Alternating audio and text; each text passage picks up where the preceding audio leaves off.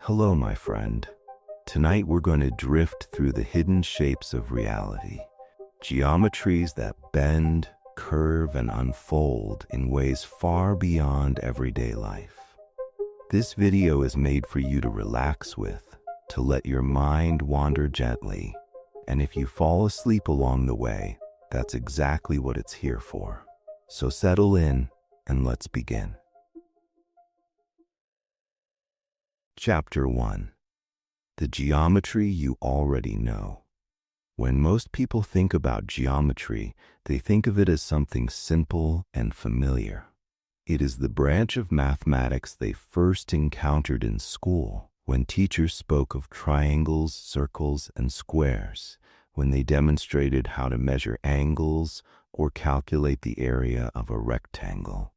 This familiarity is no accident. For more than 2,000 years, what we call Euclidean geometry has formed the foundation of how humans describe space, form, and structure. It has shaped architecture, engineering, art, and science. To understand the hidden shapes of reality that come later in this journey, we first need to appreciate the framework that humanity once thought was the only way to describe the world, the geometry you already know. Euclidean geometry is named after the Greek mathematician Euclid, who lived around 300 BCE in the city of Alexandria. Euclid compiled centuries of mathematical knowledge into a monumental work known as the Elements.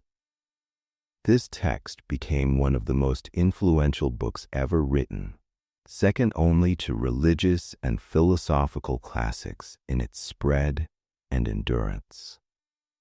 For more than 2,000 years, the Elements defined what mathematics was supposed to look like. A careful, deductive system, where simple statements called axioms or postulates could be combined through logic to yield profound truths. At the heart of Euclid's system were 5 postulates. The first 4 feel almost like common sense. They state that you can draw a straight line from any point to any other, that you can extend a straight line indefinitely, that you can draw a circle with any center and radius, and that all right angles are equal. These are statements so natural that they hardly seem like mathematics at all. They are more like the rules of perception. The 5th postulate, however, is more complicated, and we will return to it later in the journey. For now, what matters is that, together, these postulates allowed Euclid to derive all of the basic truths of geometry that became so familiar, that the sum of the angles in a triangle equals 180 degrees, that the area of a circle depends on its radius, that parallel lines never meet. What made Euclidean geometry so powerful was not only its clarity, but its universality. Once Euclid had shown how to prove theorems step by step, mathematics could be treated as a logical system rather than a collection of empirical facts. This approach influenced not just mathematics but also philosophy and science. Thinkers from Aristotle to Descartes to Newton saw Euclid's method as the model for knowledge itself. If nature could be described with the precision of geometry, then the universe might truly be rational, intelligible, and subject to laws. Consider for a moment what it means to live in a Euclidean world. When you look at the corner of a room, you see right angles. When you measure the distance between 2 points on a table, the straight line that connects them feels like the shortest path. When you draw a triangle, you know without calculation that its angles will sum to 180 degrees. These facts feel so intuitive that we tend to assume they are universal, built into reality itself. But they are, in truth, properties of a particular geometry, one that works perfectly well on flat surfaces but reveals its limits once we venture beyond them. Still, Euclidean geometry is astonishingly effective within its domain. Engineers designing a bridge rely on the rigidity of Euclidean shapes. Surveyors mapping land use straight lines, triangles, and circles to divide and measure. Artists from the Renaissance onward discovered perspective by applying Euclidean rules to the way light projects scenes onto a flat canvas. Even modern digital graphics, which create the illusion of three-dimensional worlds on a two-dimensional screen, are built on Euclidean mathematics. It is worth pausing to notice how deeply this geometry is woven into our daily lives. The floor beneath your feet is designed as a plane surface, flat enough that measuring distances and areas with Euclidean formulas produces accurate results. The screens we use are rectangles, with right angles that conform to Euclidean ideas. The very language of space that we use, length, breadth, height, comes from this tradition. To say that Euclidean geometry is the geometry you already know is not only to say that you once studied it in school, but also that you inhabit a world shaped by it at every turn. The appeal of Euclidean geometry also lies in its logical purity. Each theorem follows from the last in a chain of reasoning that seems as solid as the lines and circles it describes. This logical beauty inspired generations of thinkers to dream of extending Euclid's method to all of human knowledge. The philosopher Spinoza, for instance, even wrote his ethics in a style modeled on Euclid, complete with axioms, definitions, and proofs.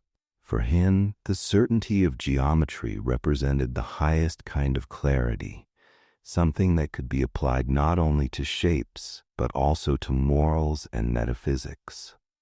Yet even as Euclidean geometry became a symbol of certainty, it remained grounded in human intuition. When Euclid defined a point as that which has no part, or a line as breadthless length, he was not describing physical objects, but abstract concepts.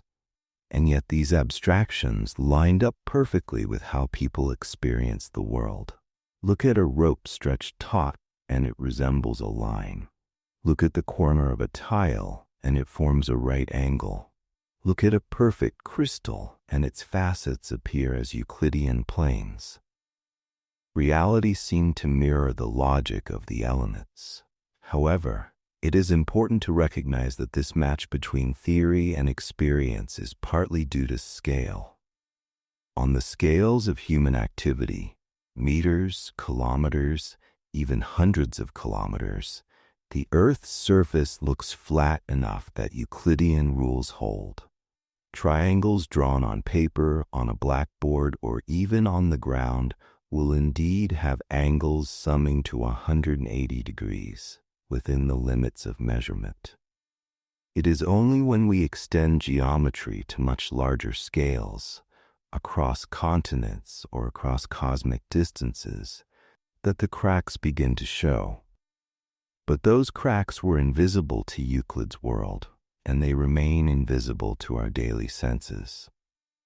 In that sense, Euclidean geometry is both a triumph and a limitation. It provides the first language in which humans learn to describe space rigorously, but it also tempts us into believing that its rules are absolute. The journey into non-Euclidean worlds begins precisely where Euclidean intuition falters. But before we reach that point, we must appreciate just how solid and convincing the familiar framework appears. Another way to see the power of Euclidean geometry is to look at its role in physics before the 20th century. Newton's mechanics assumed a flat Euclidean space in which forces acted along straight lines, and planets followed trajectories described by conic sections. Maxwell's equations of electromagnetism also assumed a Euclidean backdrop. For centuries, scientists assumed that space itself was Euclidean, as though the universe had been constructed with a giant ruler and compass. It seemed almost absurd to imagine otherwise. The notion of parallel lines that never meet, of infinite flat planes, of rigid distances and absolute angles, all of this was embedded into the scientific worldview. When astronomers mapped the heavens, they treated the sky as a great Euclidean dome. When surveyors divided land, they assumed the geometry of flatness. When architects designed cathedrals, they used Euclidean arches and circles as their guides. The geometry you already know was not only a part of mathematics, it was the background assumption of reality. This background assumption has another profound effect. Because Euclidean geometry feels so self-evident, it shapes the way people think about truth. If a line is the shortest distance between 2 points, then it feels like a necessary truth, not just a convenient one. If parallel lines never meet, then that seems like a law of thought, not merely a property of flat space.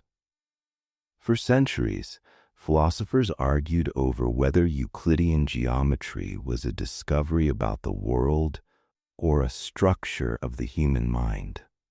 Immanuel Kant, for example, believed that Euclidean geometry was part of the very way our minds organized space, something like a built-in lens through which we view the world. For him, geometry was not empirical, but transcendental, a condition of human experience itself. That confidence would eventually be challenged when non-Euclidean geometries were discovered. But in the era of Euclid and Kant, the geometry you already know was considered the geometry of the universe. Even today, the dominance of Euclidean thought lingers in language. We speak of straightforward reasoning, of lines of thought, of angles of perspective. Our metaphors come from Euclid as much as our measurements. Perhaps this is why learning that other geometries exist can feel so unsettling. If the geometry you already know is not universal, then space itself is more mysterious than we realize. But for the moment, before entering those strange landscapes, it is worth sitting with the comfort of familiarity. Think of the clean symmetry of a square, the perfect arc of a circle, the balance of an equilateral triangle. These forms have carried human imagination for thousands of years. They remain beautiful and useful, even if they are not the only way to understand the fabric of reality. As you let these thoughts settle, notice how geometry offers a kind of order to the world.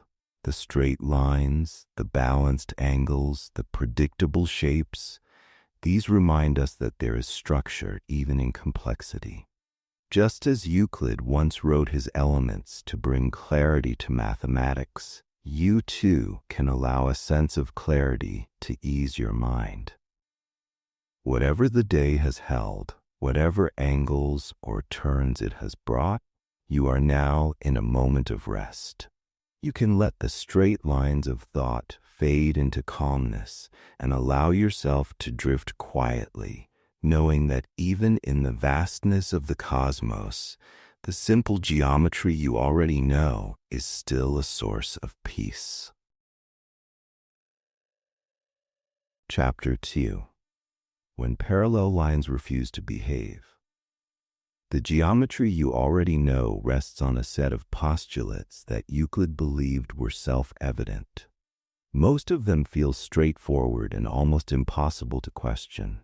You can draw a straight line between 2 points. You can extend that line indefinitely. You can draw a circle with any center and radius, and all right angles are equal. These seem like obvious truths, so clear that they almost feel like definitions. But then comes the fifth postulate, the one that would eventually lead mathematicians to question the very nature of space itself. Euclid's fifth postulate is not as simple as the others. It states, in essence, that if a line intersects two other lines in such a way that the interior angles on one side are less than two right angles, then the two lines, if extended indefinitely, will meet on that side. Put more simply, it is the statement that guarantees the uniqueness of parallel lines. Given a line and a point not on it, there exists exactly one line through that point that never meets the first line, no matter how far both lines are extended. This property defines the behavior of parallelism in Euclidean geometry. For centuries, mathematicians found this postulate unsatisfying. Compared to the elegant clarity of the first four, the fifth felt clumsy and less self-evident. Many suspected that it was not really a postulate at all, but a theorem that should be provable from the others. If only they could demonstrate it, the whole structure of geometry would become more streamlined, with fewer assumptions. From antiquity through the Renaissance and into the early modern era, generation after generation of mathematicians tried to prove the parallel postulate, only to find themselves going in circles. The persistence of these efforts is remarkable. For nearly 2 millennia, brilliant thinkers attempted clever constructions, elaborate chains of logic, and intricate diagrams, all in the hope of deriving the fifth postulate from the other four. Each attempt seemed promising at first, but each one ultimately relied on hidden assumptions that were equivalent to the very statement they were trying to prove. The problem was subtle.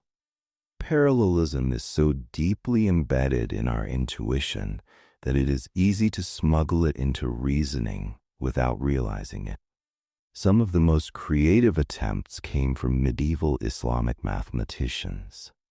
Al-Tusi, Al-Khujandi, and later Omar Khayyam each explored alternatives to the parallel postulate, sometimes developing results that hinted at other geometries.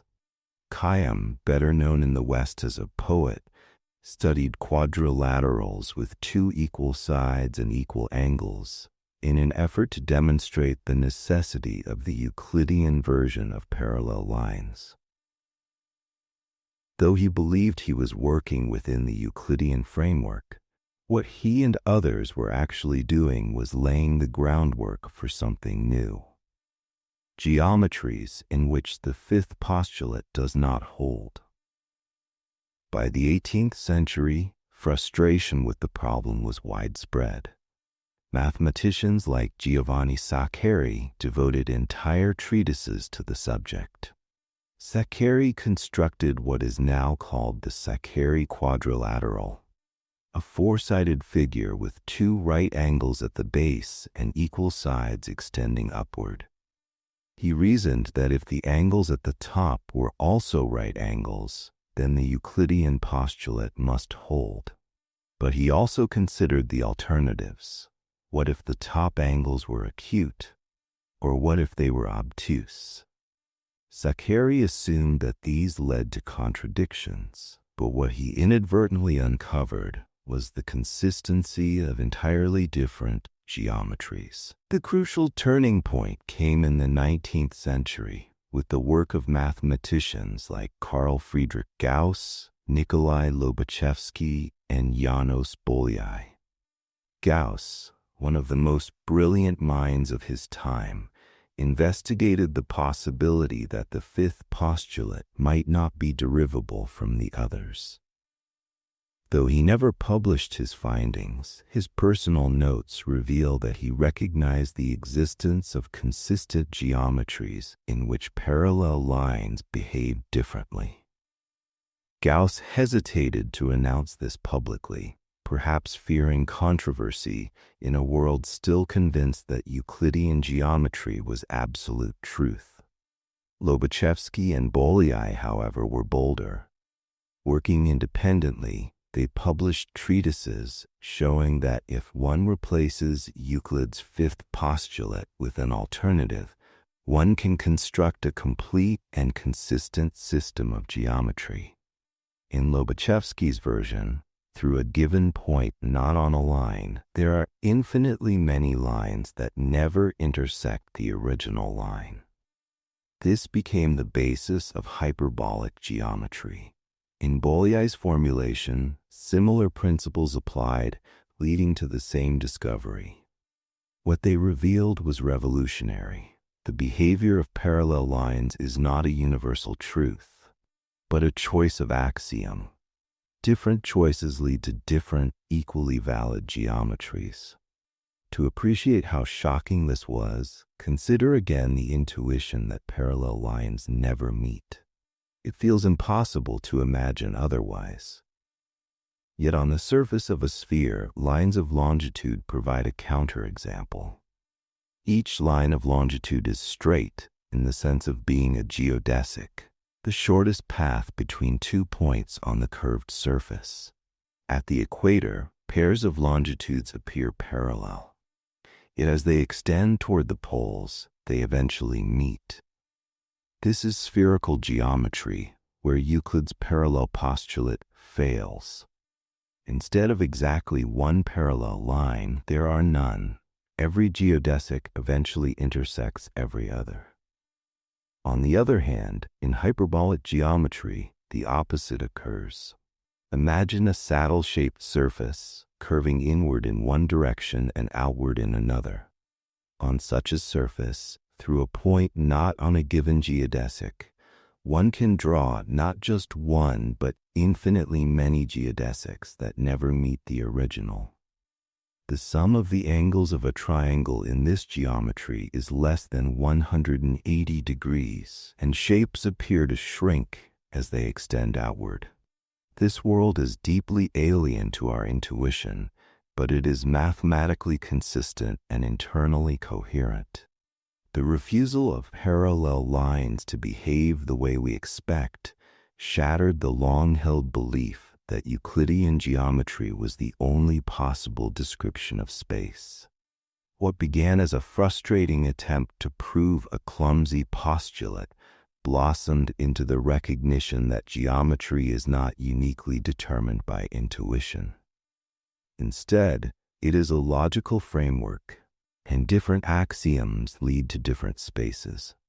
Each system has its own internal rules, its own version of parallelism, and its own set of truths. This realization did more than expand mathematics. It changed our understanding of reality.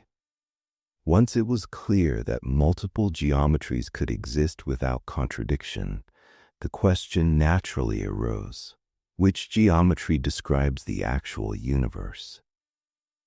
For centuries, people assumed that Euclidean geometry was the fabric of reality itself. But the discovery of consistent non-Euclidean systems forced scientists to ask whether space might in fact be curved, whether the geometry of the cosmos might be different from the geometry of a flat page. This question would eventually inspire Riemann and later Einstein to see gravity not as a force, but as the manifestation of curved spacetime.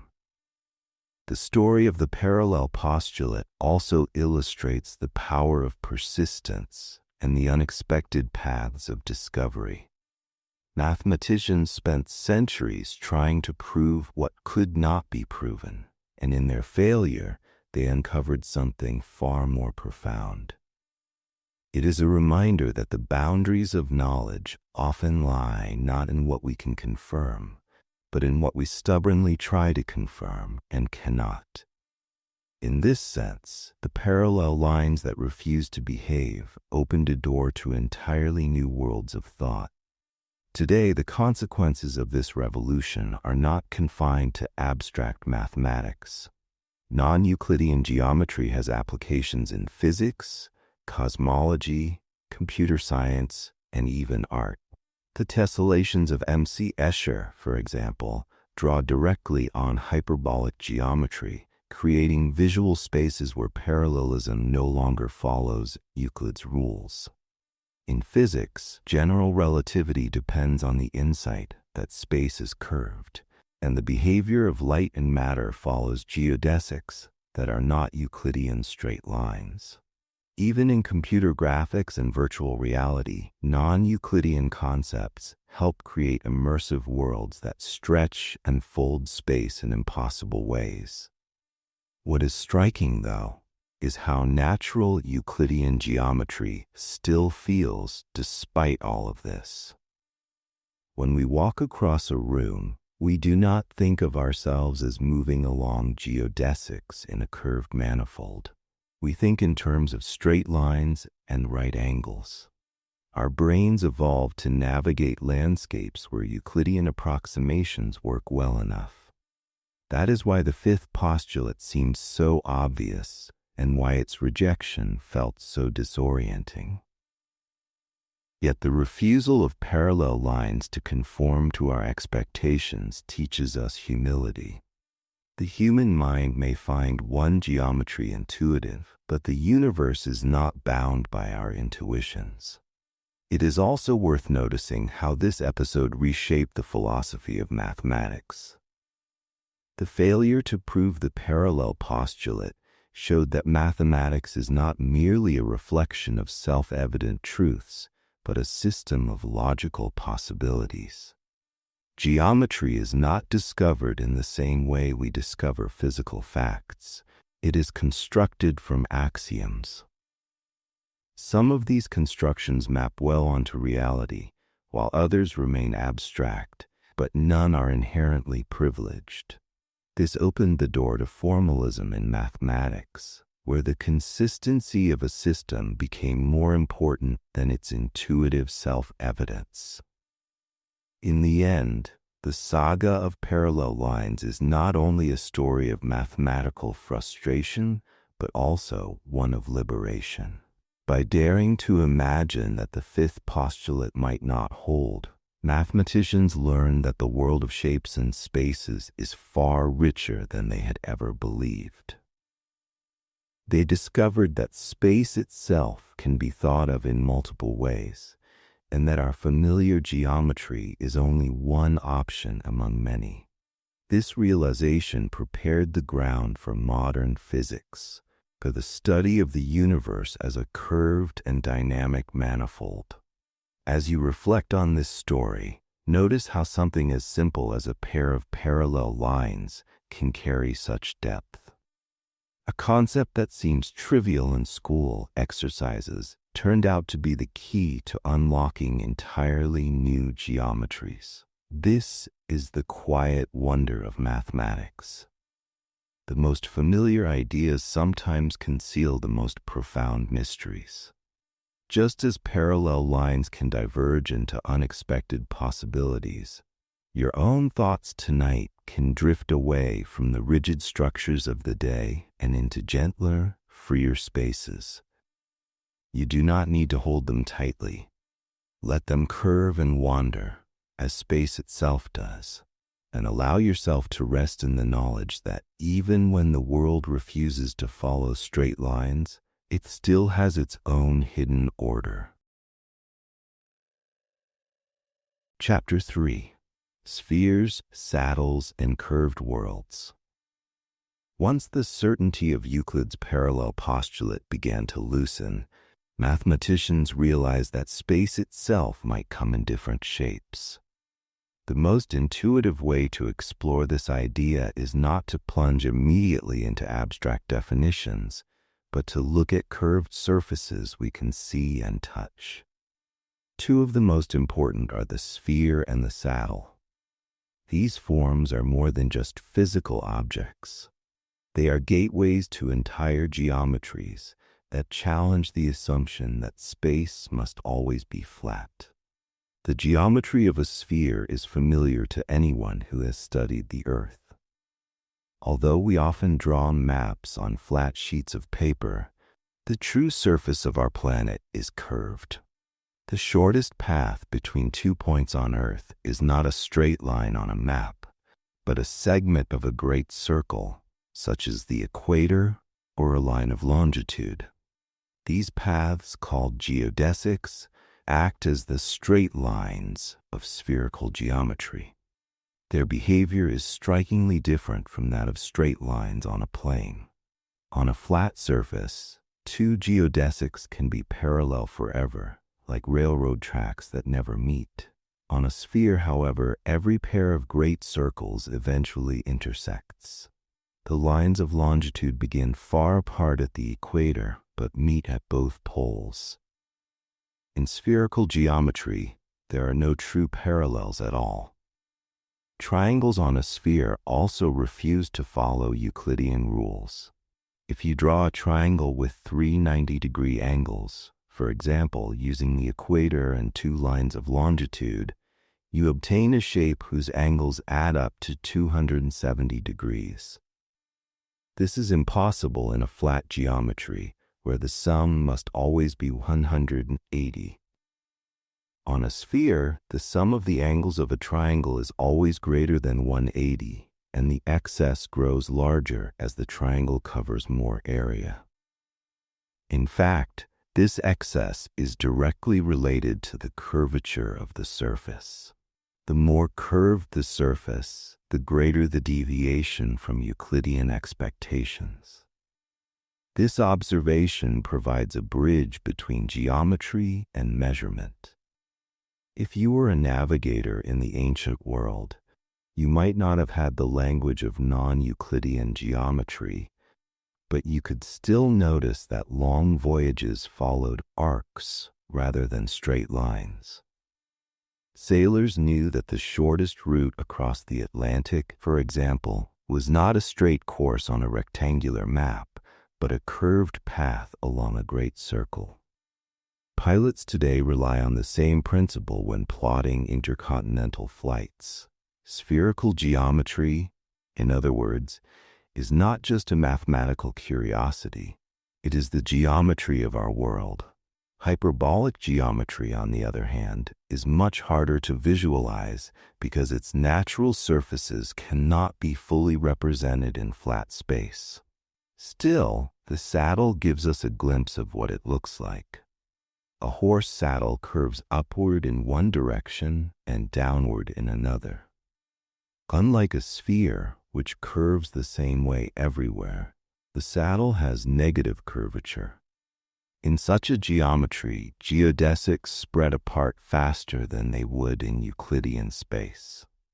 Through a given point, infinitely many lines can be drawn that never intersect a given line. This makes hyperbolic space the exact opposite of spherical space. Instead of having no parallels, it has infinitely many. Triangles in hyperbolic geometry also behave strangely. Their angle sums are always less than 180 degrees, and the larger the triangle, the smaller the total sum becomes. If you imagine a triangle so large that its sides nearly stretch to infinity, its angles could shrink toward zero. Shapes distort rapidly in hyperbolic space, so much so that an entire infinite plane can be represented in a finite circle, with the figures shrinking more and more as they approach the boundary. This kind of representation, known as the Poincare disk model, is one of the most powerful ways mathematicians and artists have tried to make sense of hyperbolic worlds. The difference between spherical, hyperbolic, and Euclidean geometries lies not in the rules of logic, but in the curvature of space. Curvature can be positive, as on a sphere, negative, as on a saddle, or zero, as on a flat plane. Each type of curvature changes the behavior of geodesics, triangles, and parallelism. Euclidean geometry is just the special case where curvature is zero. Once this framework became clear, it was possible to classify entire families of geometries based on the sign and magnitude of curvature. This marked a profound shift in mathematics. Geometry was no longer about the rigid truths of one system, but about exploring the full spectrum of possible spaces. One way to understand curvature is to think about how a two-dimensional creature would experience its world. Imagine a tiny being living on the surface of a sphere. This creature could walk in any direction and measure distances, but it would have no concept of a third dimension. From its perspective, the world would seem infinite, because it could keep walking without ever reaching an edge. Yet, if the creature constructed large triangles and measured their angles, it would find sums greater than 180. Slowly, it would realize that its world was curved. Similarly, a creature living on a hyperbolic surface would find that triangles always had angle sums less than 180, and that parallelism behaved in bizarre ways. This thought experiment shows how geometry can be studied from within, without stepping outside the space to view it as we do. The implications of curved geometry extend far beyond surfaces we can picture. Once mathematicians understood that curvature could define geometry, they began to generalize the idea to higher dimensions. A sphere is just the two-dimensional surface of a three-dimensional ball, and a saddle is a patch of negative curvature that could be extended to a whole space. If two-dimensional surfaces could have non-Euclidean geometry, why not three-dimensional space itself? This question would become central to modern physics, but even in mathematics alone, it revealed a vast landscape of possibilities. Curved worlds also influenced art and imagination. M.C. Escher famously used hyperbolic tilings in his woodcuts, filling a circle with repeating patterns of angels and devils that shrink as they approach the edge. These works are not only visually striking, but mathematically accurate depictions of hyperbolic space. They show that infinity can be compressed into a finite frame, and that regularity can exist in forms that appear distorted to Euclidean eyes. Escher's art thus serves as an accessible portal into geometries that most people cannot otherwise picture. In the natural world, hyperbolic forms appear in unexpected places. Coral reefs, lettuce leaves, and certain types of fungi grow with frilled edges that resemble hyperbolic surfaces. These shapes arise because growth occurs at a rate faster along the edge than in the interior, forcing the surface to crumple into negative curvature.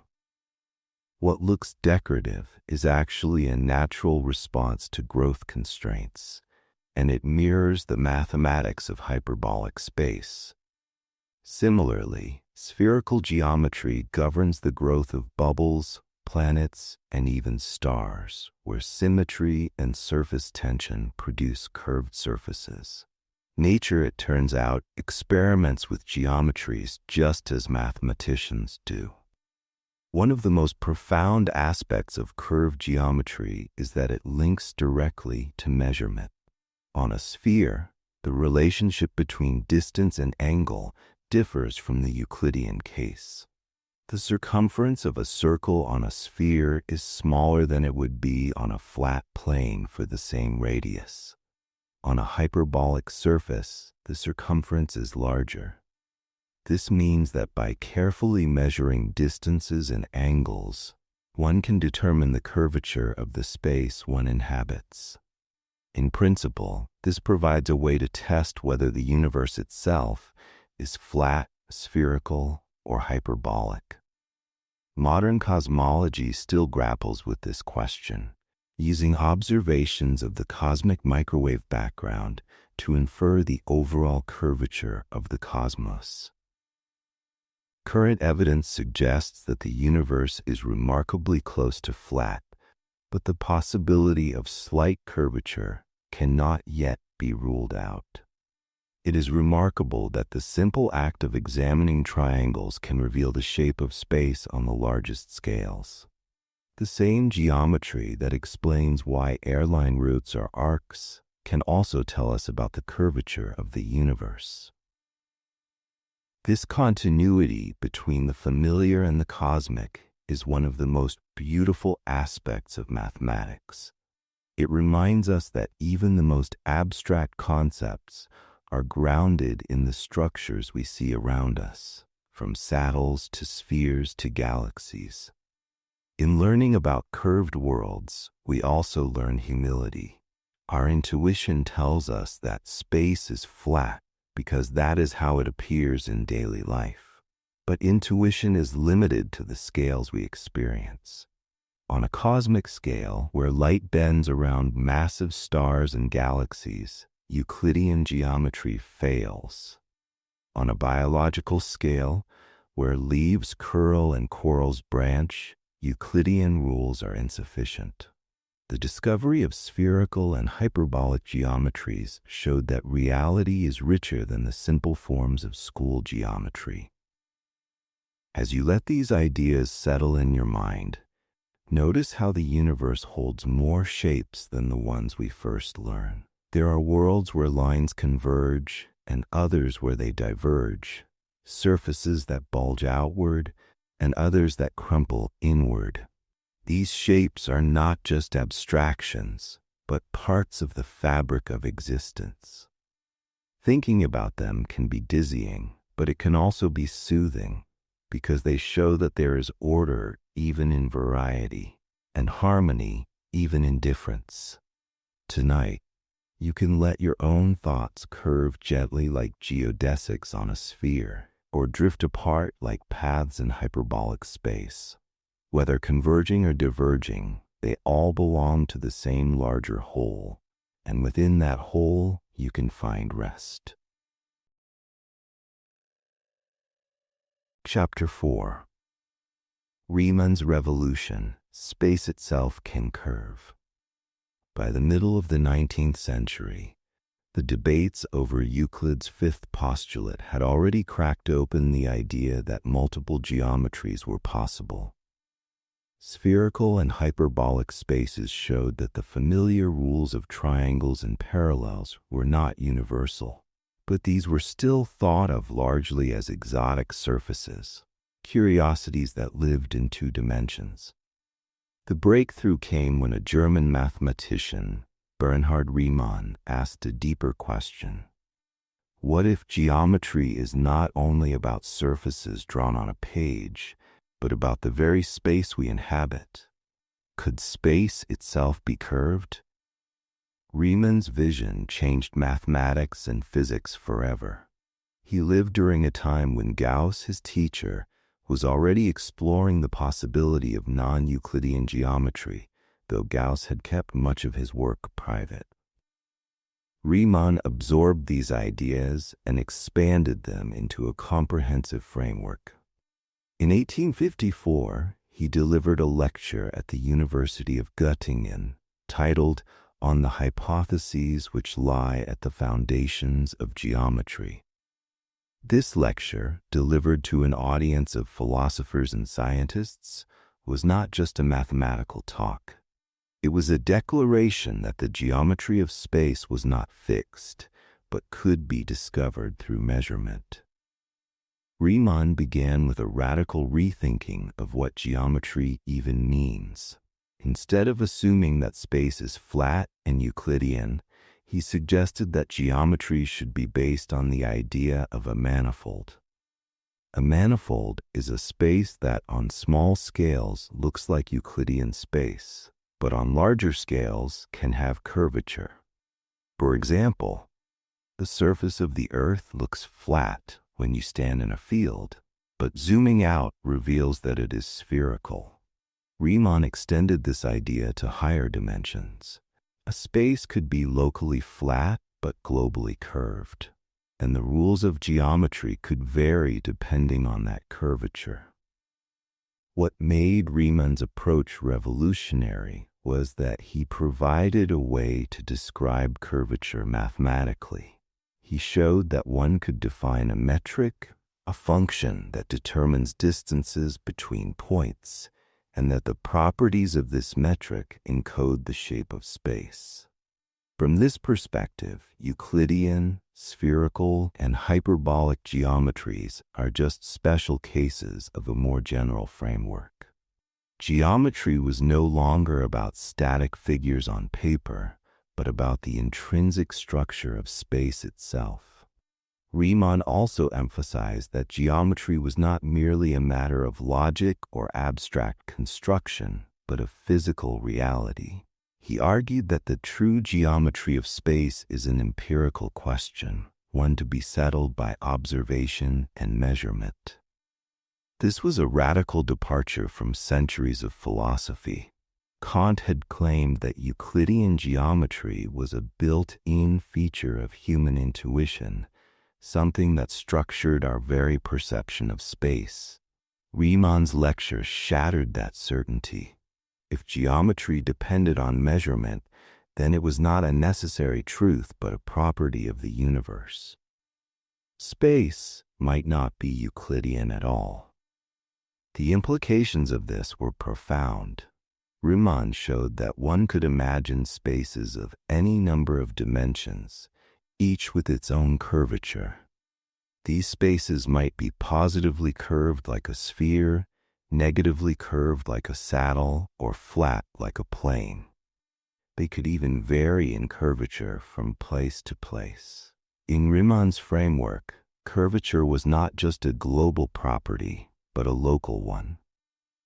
At each point in space, the curvature could be measured, and the collection of these measurements defined the overall geometry.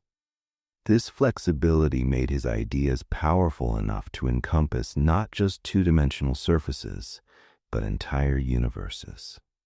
For decades after Riemann's lecture, his ideas remained largely within mathematics.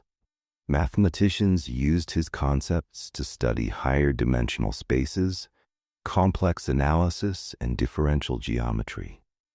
The tools he introduced, the metric, the concept of manifolds, and what later became known as the Riemann curvature tensor, provided a new language for geometry. They allowed mathematicians to explore spaces far beyond what could be visualized, laying the groundwork for discoveries in pure mathematics.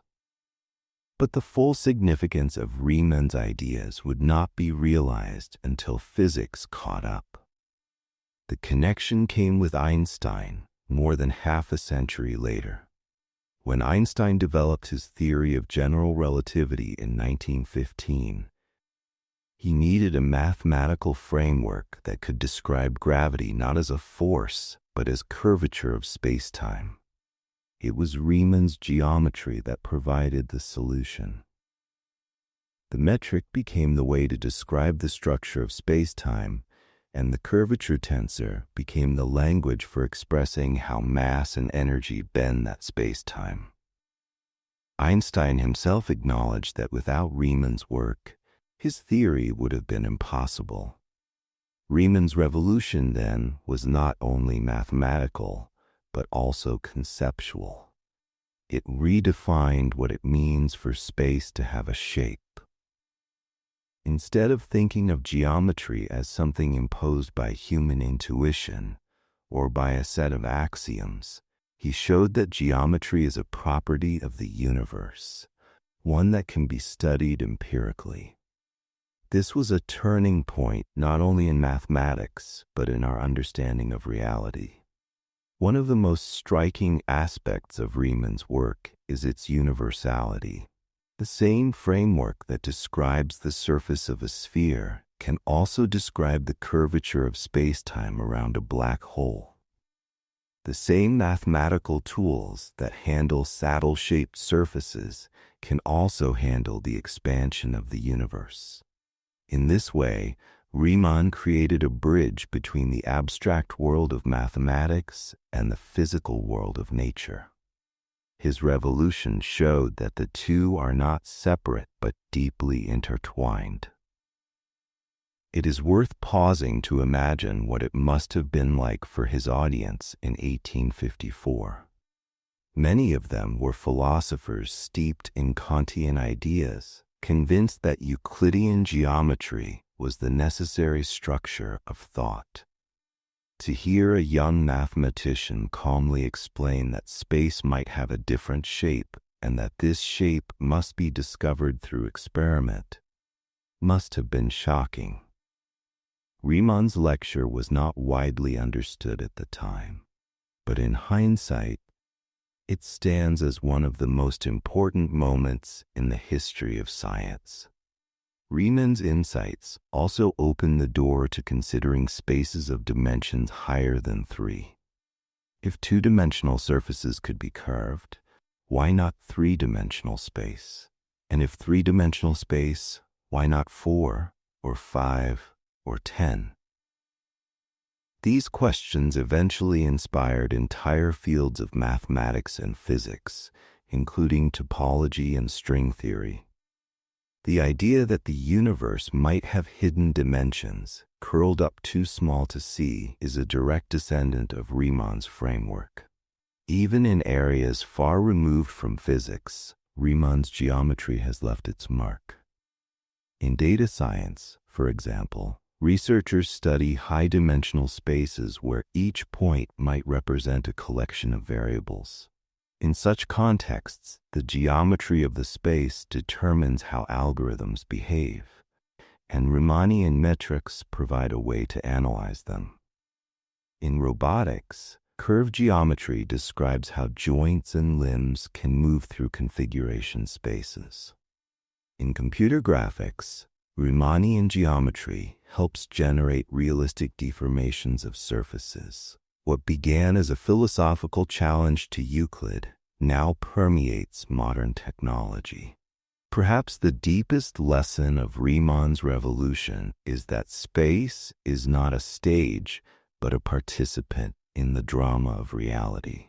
In the Euclidean worldview, space was an empty container in which objects moved. In Riemann's framework, space has its own properties, and those properties affect how objects move. This shift transformed our picture of the universe from a passive backdrop to an active, dynamic fabric. As you reflect on this chapter, consider how remarkable it is that one person's lecture could so profoundly reshape our understanding of reality. Riemann showed that space can bend, twist, and curve, and that these properties are not just abstractions but part of the real world. His insights prepared the way for modern physics and remain at the heart of our deepest theories today. And now, as you let these ideas rest in your mind, you can allow yourself to feel a similar sense of flexibility. Just as space itself is not rigid but can curve and shift, so too can your thoughts ease and flow. The day's worries do not need to remain fixed in place. They can bend gently away like geodesics in a curved space, leaving you with calmness and openness. In that quiet, you may find rest, just as Riemann found new truths in the shapes of reality. Chapter 5. Einstein and the Geometry of the Cosmos. When Bernhard Riemann suggested that space itself could have curvature, he laid the mathematical groundwork for a revolution in physics. But it was Albert Einstein, more than 60 years later, who took that mathematical possibility and transformed it into a description of the universe itself. With his theory of general relativity, Einstein showed that space and time are not passive backgrounds, but dynamic participants in the cosmos. Gravity, which for centuries had been treated as a mysterious force pulling objects together, was reimagined as the manifestation of curved space-time. This insight forever changed our understanding of both geometry and the universe. Before Einstein, physics was dominated by the Newtonian picture. Isaac Newton's laws of motion and universal gravitation had explained planetary orbits, falling apples, and tides with remarkable precision. In Newton's framework, Space and time were absolute. Space was a flat, infinite stage upon which the drama of physics played out, and time ticked evenly everywhere in the universe. Gravity acted at a distance, an invisible force that somehow reached across the void. For 2 centuries, this picture seemed complete and unassailable. But cracks began to appear in the late 19th and early 20th centuries. One problem was the puzzling orbit of Mercury. According to Newtonian predictions, the planet should have followed a certain path around the Sun, but precise observations revealed a small anomaly. Mercury's orbit precessed or shifted more than Newton's theory could explain. Astronomers tried to patch the discrepancy by hypothesizing an unseen planet, Vulcan, tugging on Mercury, but no such planet was ever found. The anomaly remained an open question. Another issue arose from James Clerk Maxwell's equations of electromagnetism. These equations predicted that light travels at a fixed speed, independent of the motion of its source. But this seemed to conflict with Newtonian mechanics, in which velocities simply add together. How could the speed of light remain the same for all observers, no matter how they moved? Experiments such as the Michelson-Morley experiment confirmed that the speed of light was indeed constant, deepening the mystery. Einstein's special theory of relativity, published in 1905, resolved part of the puzzle. He showed that space and time are not separate entities, but interwoven into a single 4-dimensional continuum called space-time. Distances and durations are relative, depending on the motion of the observer, but the speed of light is the same for everyone. Special relativity was a profound step, but it did not yet address gravity. Newton's force of attraction across empty space remained untouched. The leap came in 1915, when Einstein presented his general theory of relativity. Drawing directly on Riemann's geometry, Einstein proposed that gravity is not a force transmitted through space, but the curvature of space-time itself. Mass and energy tell space-time how to curve, and curved space-time tells objects how to move. A planet orbiting a star is not being pulled by an invisible force. It is following the straightest possible path, the geodesic, through a curved geometry. The apple falls not because the Earth pulls on it, but because space-time around the Earth is bent inward, guiding the apple's motion. This idea was radical, but it explained phenomena that Newtonian mechanics could not. Mercury's orbit, for instance, fell perfectly into place within Einstein's equations. The curvature of space-time near the Sun accounted for the extra precession that Newton's model had failed to capture. For the first time, a long-standing astronomical mystery had a satisfying resolution. Einstein's theory also made new predictions. One was that light should bend when passing near a massive object, since it too must follow curved space-time. In 1919, during a solar eclipse, astronomers led by Arthur Eddington observed stars near the Sun appearing slightly displaced, as if their light had curved around the solar mass. The results matched Einstein's predictions, and the news spread rapidly. Overnight, Einstein became a household name, celebrated as the man who had reshaped our view of the universe. The elegance of general relativity lies in how it unifies concepts that once seemed unrelated. Geometry, once confined to lines and angles on paper, became the language of the cosmos itself. The same equations that describe how surfaces can curve now describe how space-time bends around stars, black holes, and galaxies. Riemann's abstract mathematics, once a curiosity, became the engine of modern physics. General relativity also expanded our sense of scale. In Newton's world, gravity acted instantaneously across infinite space, but Einstein revealed that space-time has a dynamic life of its own. Gravitational effects propagate at the speed of light.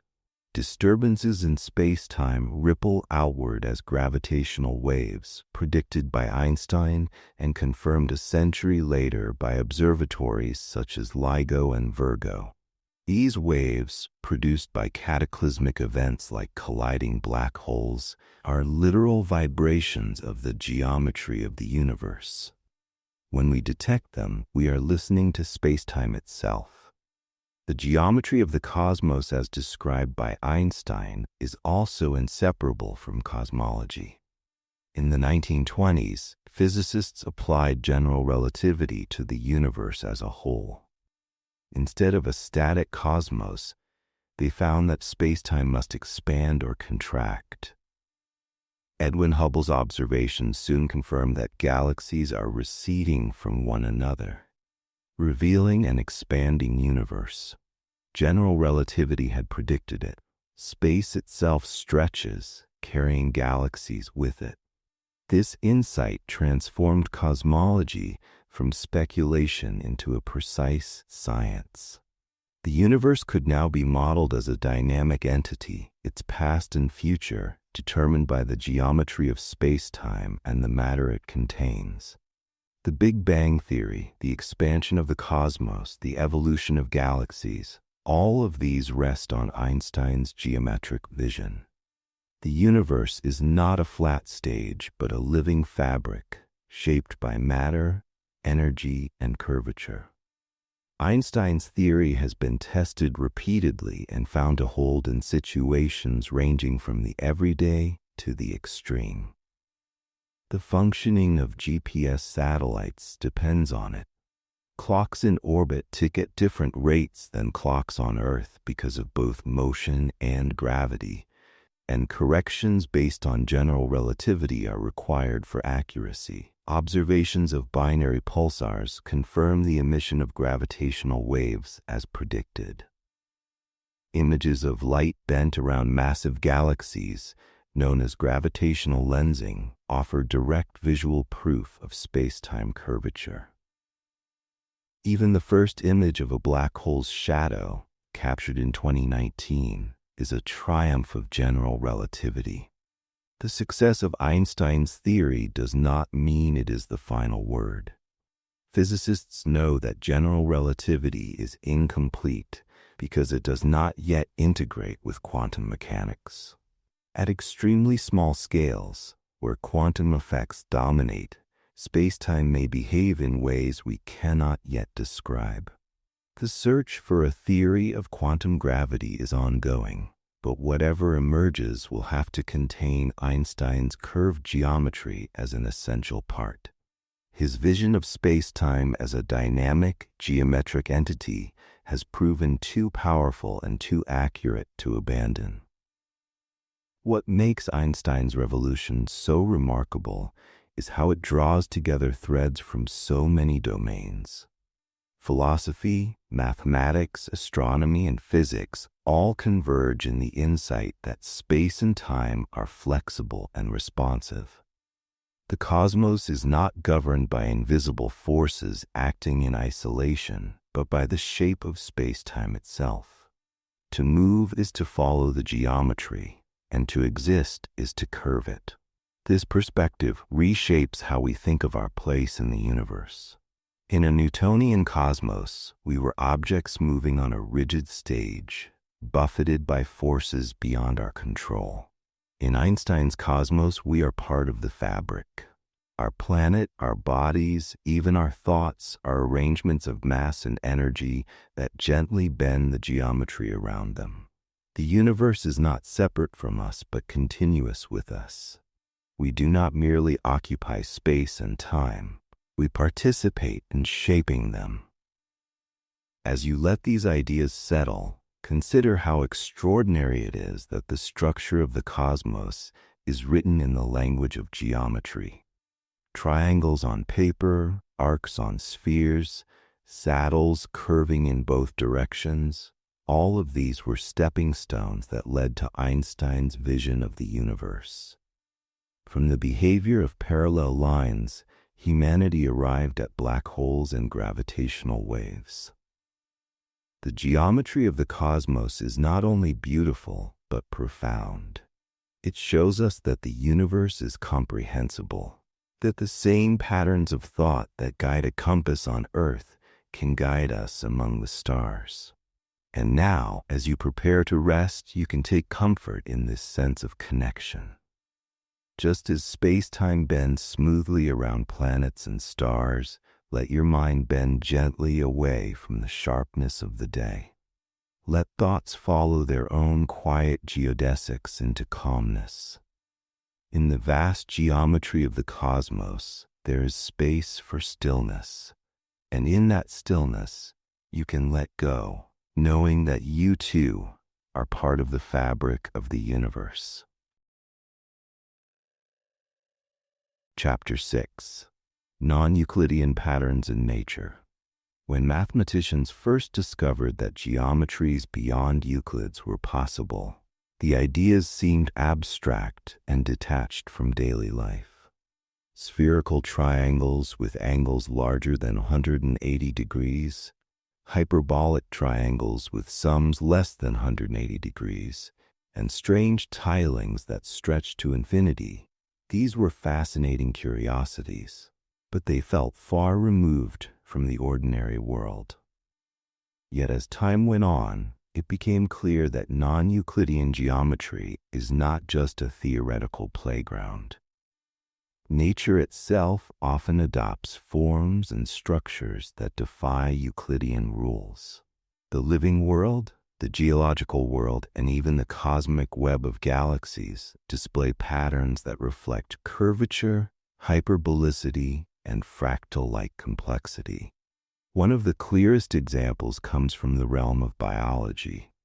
Look closely at a head of lettuce or a curl of kale, and you will notice that its leaves do not lie flat. Instead, they ripple and crumple into frilled, undulating patterns. These shapes are not mere accidents. They arise because the edges of the leaves grow at a faster rate than their centers. When a surface grows more at the boundary than at the interior, it cannot remain flat. To accommodate the extra material, it bends into a shape with negative curvature, producing a form reminiscent of hyperbolic space. If you could trace triangles across the surface of such a leaf, you would find their angle sums less than 180 degrees, a direct reflection of hyperbolic geometry. Coral reefs provide another striking example. Many corals build structures that fan outward, with surfaces that undulate and branch in ways that mimic hyperbolic tilings.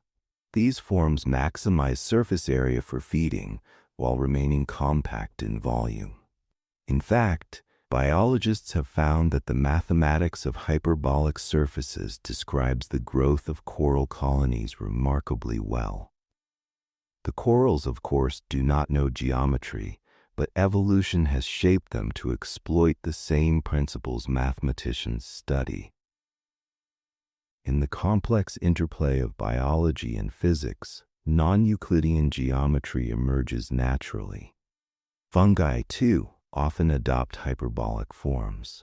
Certain mushrooms produce gills that radiate outward beneath the cap, creating intricate networks that expand with a geometry reminiscent of hyperbolic tessellations. Once again, the reason lies in growth dynamics. A structure that must expand more rapidly at the edges than in the interior cannot remain flat without tearing. Instead, it adopts a negatively curved surface, distributing the stress evenly.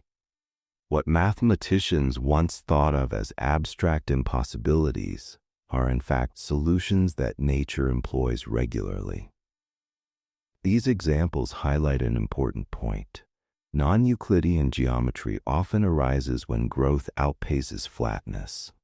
In Euclidean geometry, a sheet of paper can expand smoothly, but only so long as growth is uniform. If one side grows faster than the other, the sheet must wrinkle, fold, or curve to compensate. This simple principle explains why biological tissues, from leaves to petals to fronds, often curl into hyperbolic forms. The shapes that look like art are in fact natural consequences of differential growth. On the other end of the curvature spectrum, spherical geometry also appears in nature. Soap bubbles form near-perfect spheres because surface tension minimizes surface area for a given volume, and the sphere is the most efficient solution. Planets and stars, under the pull of gravity, likewise become spherical when they are massive enough for their material to settle into equilibrium. At these scales, curvature is not negative but positive. The surfaces of spheres, whether microscopic or astronomical, embody the same geometric principles. Triangles drawn on these curved surfaces will always add up to more than 180 degrees. Even human blood vessels reveal hints of curved geometry. When arteries branch and expand, the surfaces of their inner linings often exhibit folds and ridges that are hyperbolic in nature. These structures help regulate flow and create turbulence that prevents stagnation. The efficiency of these shapes has been confirmed by mathematical models showing that hyperbolic folding optimizes certain biological functions. The connection between geometry and life is deeper than appearance alone. It is a matter of function and survival. Geology also demonstrates non-Euclidean patterns. Mountain ranges formed by tectonic forces pushing against each other often produce folded strata that resemble curved surfaces. Lava flows that cool and crack can produce polygonal tilings that hint at non-Euclidean tessellations. River deltas, viewed from above, display branching fractal-like structures, combining aspects of Euclidean division with recursive, non-Euclidean expansion. The Earth itself, as a whole, is a curved body, and its landscapes echo that curvature in countless ways. Beyond Earth, the cosmos amplifies these principles to unimaginable scales. Galaxies do not scatter randomly, but arrange themselves into vast filaments and walls that form a cosmic web. Between these filaments lie immense voids, regions almost empty of matter. The overall pattern resembles a hyperbolic network expanding outward with negative curvature. Cosmologists use the mathematics of hyperbolic geometry to model these structures, finding that non-Euclidean forms are better suited to describing the clustering of galaxies than flat geometry alone. Even the paths of light in the universe reveal non-Euclidean truths. When light passes near a massive object, it bends, creating arcs and rings known as gravitational lenses. These are not distortions in the light itself, but consequences of space-time curvature. The geometry of the cosmos, as Einstein showed, is non-Euclidean at its core.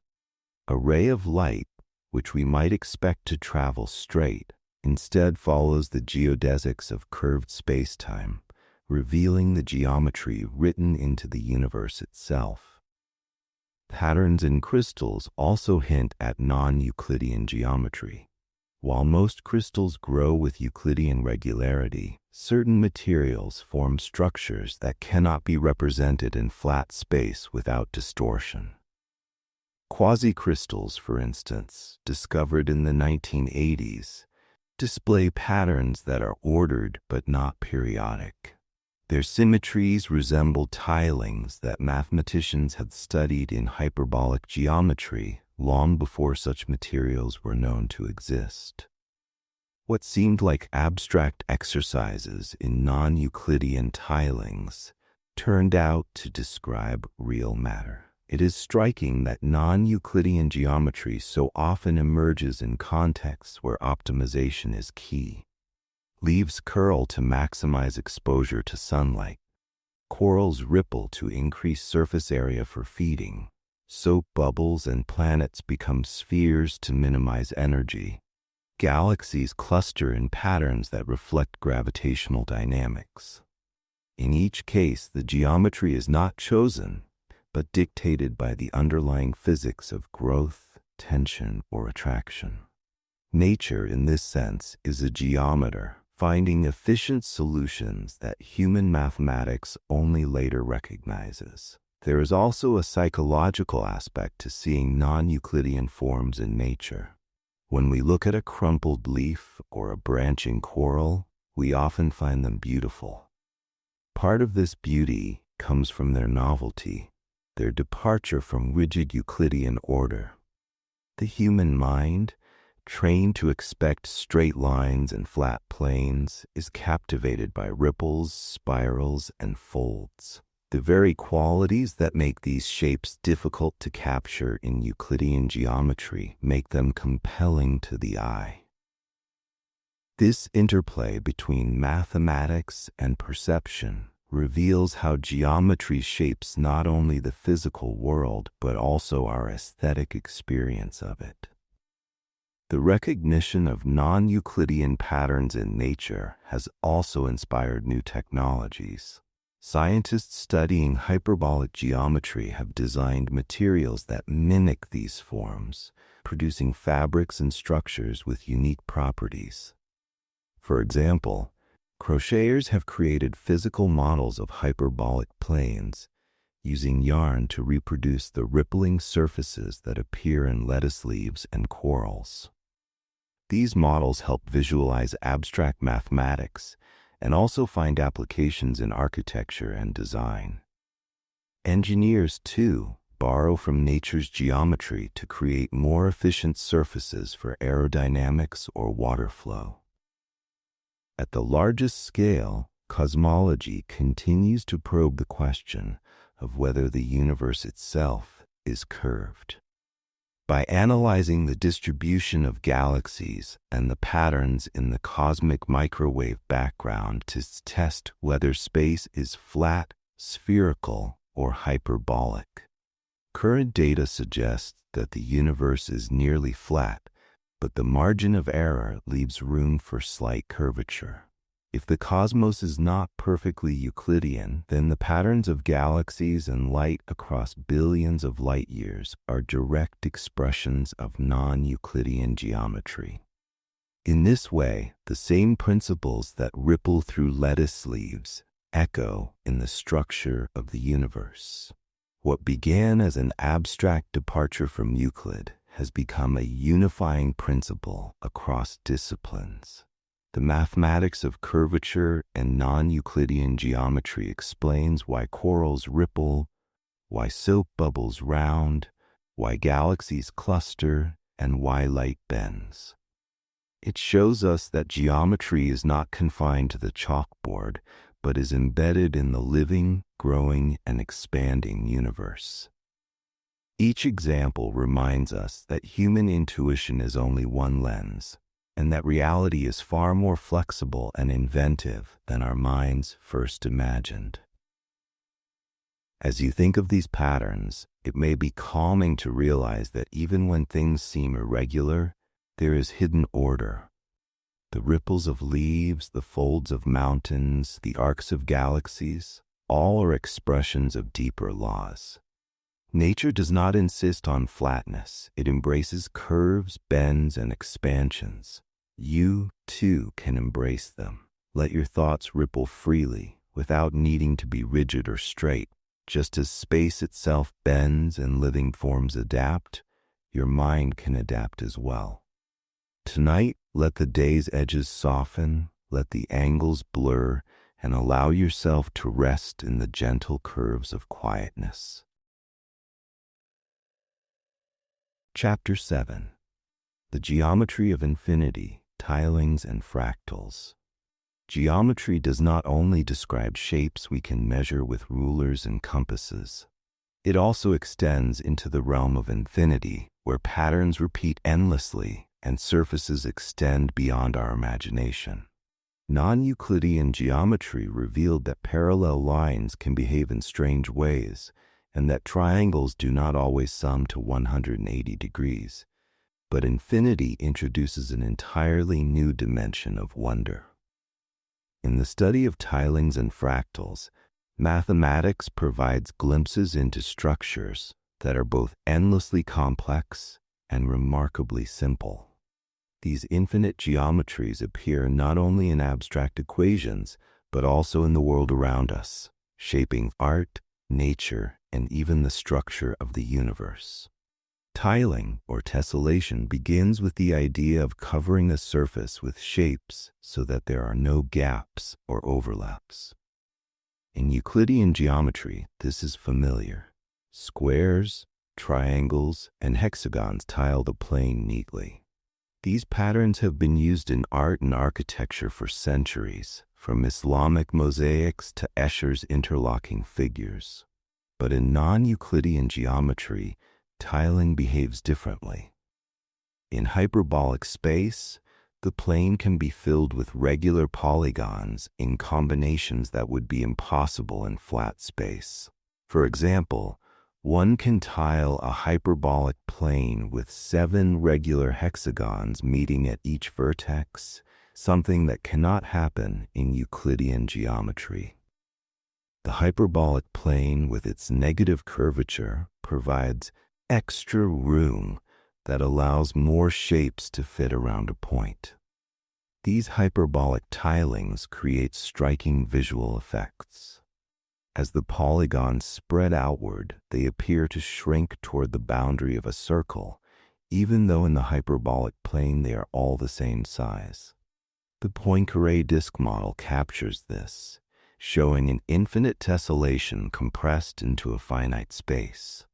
To the Euclidean eye, the shapes get smaller and smaller, approaching invisibility at the edge, but mathematically the pattern continues forever. This is infinity contained within a circle, a concept both counterintuitive and beautiful. The study of tilings also connects geometry with symmetry. In Euclidean space, there are only 17 distinct wallpaper groups, ways of repeating patterns across the plane. In hyperbolic space, however, the possibilities multiply without bound. The richness of symmetry in hyperbolic geometry provides a playground not only for mathematicians but also for artists who use these structures to create designs that seem to stretch into eternity. M.C. Escher, for example, used hyperbolic tilings to fill circles with repeating angels and devils, demonstrating how infinity can be made visible. His work is not just artistic, but mathematically precise, illustrating the rules of non-Euclidean geometry in tangible form. Fractals offer another gateway into infinity. A fractal is a structure that repeats its shape at smaller and smaller scales, exhibiting self-similarity. The most famous example is the Mandelbrot set, discovered in the late 20th century through computer visualization. At first glance, the Mandelbrot set looks like a black shape surrounded by a vivid halo of colors. But zooming into its boundary reveals an endless cascade of detail. Shapes similar to the original appear again and again, each surrounded by their own intricate decorations. No matter how deeply one zooms, the pattern never ends. This is geometry extended into the infinite. Fractals differ from classical geometric objects because they have dimensions that are not whole numbers. A line has 1 dimension, a plane has 2, and a solid has 3. But a fractal can have a dimension somewhere in between. The coastline of Britain, for instance, is often cited as a natural fractal. Measuring its length depends on the scale. The smaller the ruler you use, the longer the coastline becomes. because new inlets and curves appear at every level of detail. Mathematician Benoit Mandelbrot, who coined the term fractal, used this example to show that nature often resists simple Euclidean classification. A coastline is not quite one-dimensional like a line, nor two-dimensional like a surface, but something in between. Fractals are abundant in nature. The branching of trees, the structure of lungs, the veins of leaves, the patterns of rivers, and even the distribution of galaxies display fractal-like properties. These structures often emerge from simple rules repeated many times. In a tree, for example, a trunk splits into branches, which split into smaller branches, which split again, each level resembling the whole. This recursive growth mirrors the mathematical definition of a fractal, where self-similarity extends indefinitely. In physics, fractals often appear at the boundary between order and chaos. The strange attractors that govern chaotic systems have fractal structures, showing patterns that repeat, but never exactly in the same way. The distribution of galaxies in the universe also reveals hints of fractal clustering at certain scales, with galaxies grouped into clusters, clusters grouped into superclusters, and so on. Although the universe appears homogeneous at the very largest scales, the fractal-like hierarchy of structures below those scales reflects the same recursive principles. The connection between tilings and fractals highlights the unity of infinite geometry. Both deal with repetition that extends beyond human perception. Tilings repeat across space, filling surfaces without end, while fractals repeat across scale, filling detail without end. In both cases, infinity is not an abstraction, but a visible, measurable phenomenon. The mathematics that describes these patterns provides tools not only for understanding nature, but also for creating art and technology. One striking application of fractals is in computer graphics. By using fractal algorithms, computers can generate realistic landscapes, clouds, and mountains. The recursive nature of fractals captures the irregularity of natural forms more effectively than traditional Euclidean shapes. In medicine, fractal analysis helps describe the structure of blood vessels and the branching of airways, providing insights into health and disease. Even in telecommunications, fractal antennas exploit self-similar geometry to receive signals across multiple frequencies. The infinite complexity of fractals has become a practical tool in modern science. The study of infinity in geometry also challenges philosophy. For centuries, infinity was a source of paradox. How could something endless exist in a finite world? The Greeks struggled with Zeno's paradoxes, and later mathematicians debated whether infinity was a real quantity or a convenient fiction. With the advent of fractals and hyperbolic tilings, infinity became tangible. One can see it in the endless zoom of the Mandelbrot set, or in the infinite shrinking of polygons in a hyperbolic tessellation. These are not abstract paradoxes, but visual experiences, revealing that infinity can be part of the fabric of reality. Infinity also connects geometry with time. In fractals, self-similarity repeats across scale, but it can also repeat across iterations, as if the process itself is infinite. In tilings, the repetition across space mirrors an eternal unfolding. This sense of unending repetition resonates with the structure of the cosmos itself, where expansion continues indefinitely and where patterns of galaxies echo across scales. The geometry of infinity thus reflects not only space, but the ongoing rhythm of the universe. One might wonder why infinity is so common in mathematics and nature. The answer lies in the simplicity of repetition.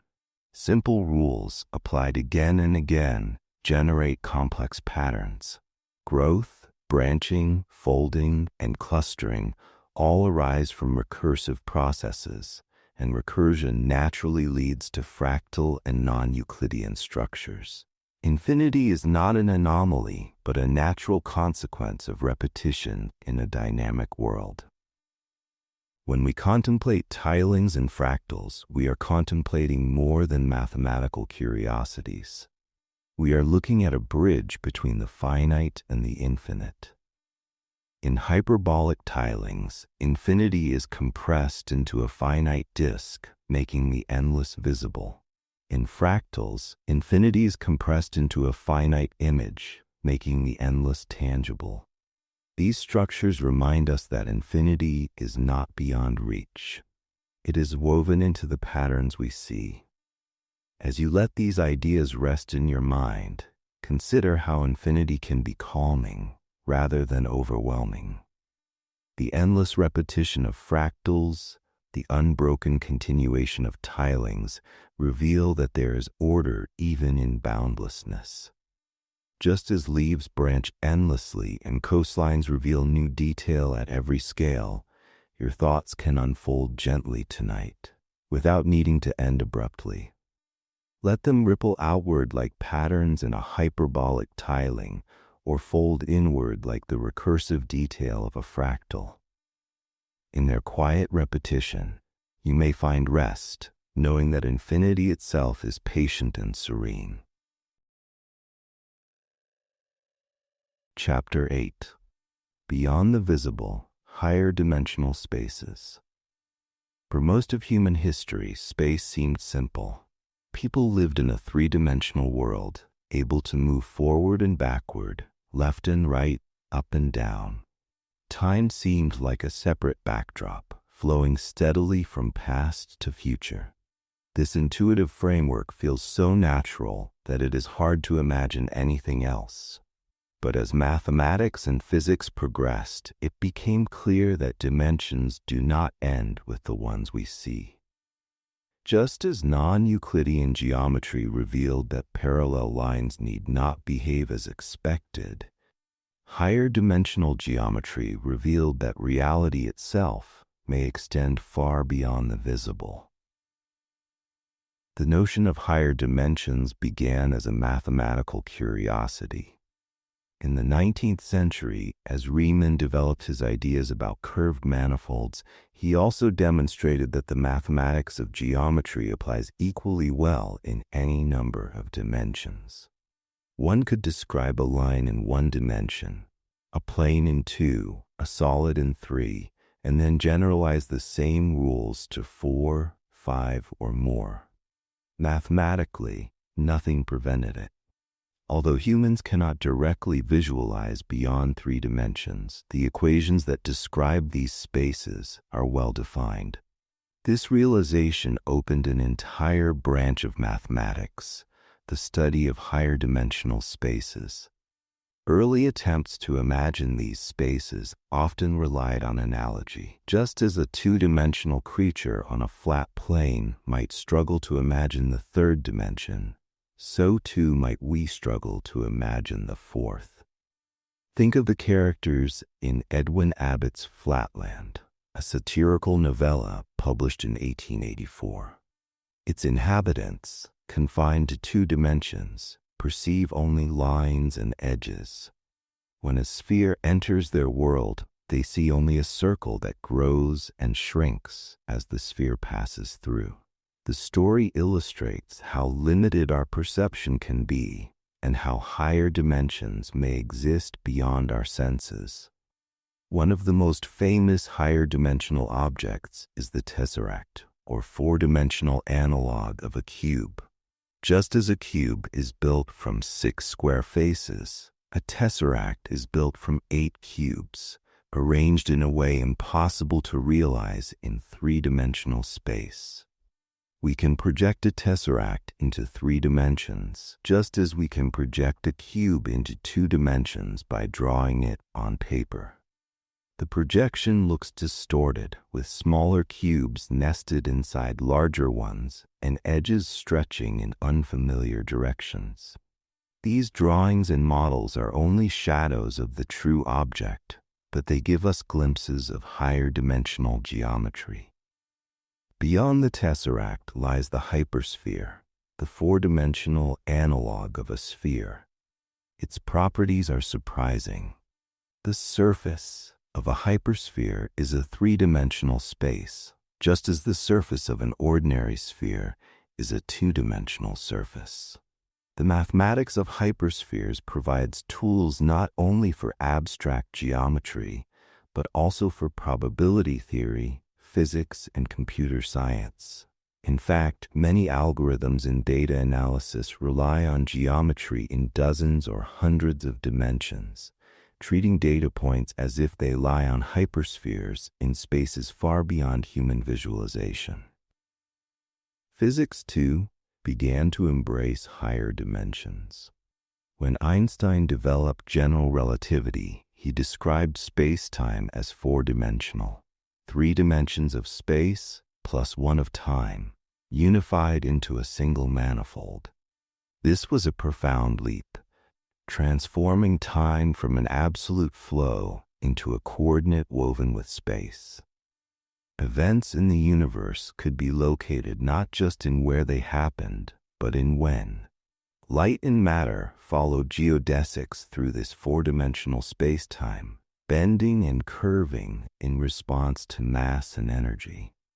Relativity made higher dimensions not only a mathematical possibility, but a physical necessity. Later developments in physics pushed the idea further.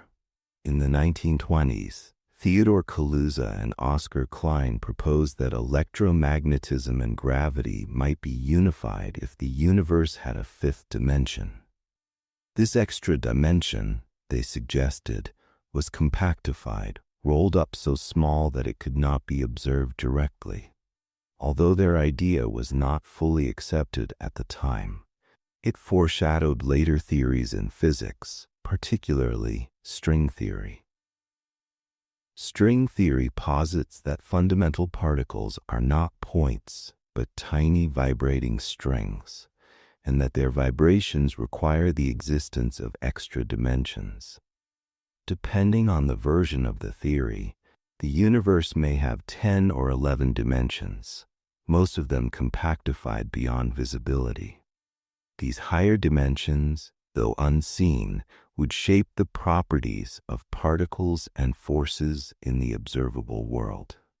The idea of compactified dimensions is subtle.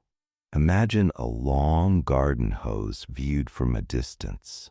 From far away, it looks like a 1-dimensional line, but up close, one sees that the hose has a circular cross-section, adding a hidden dimension. If the hose were infinitely thin, this circular dimension would vanish.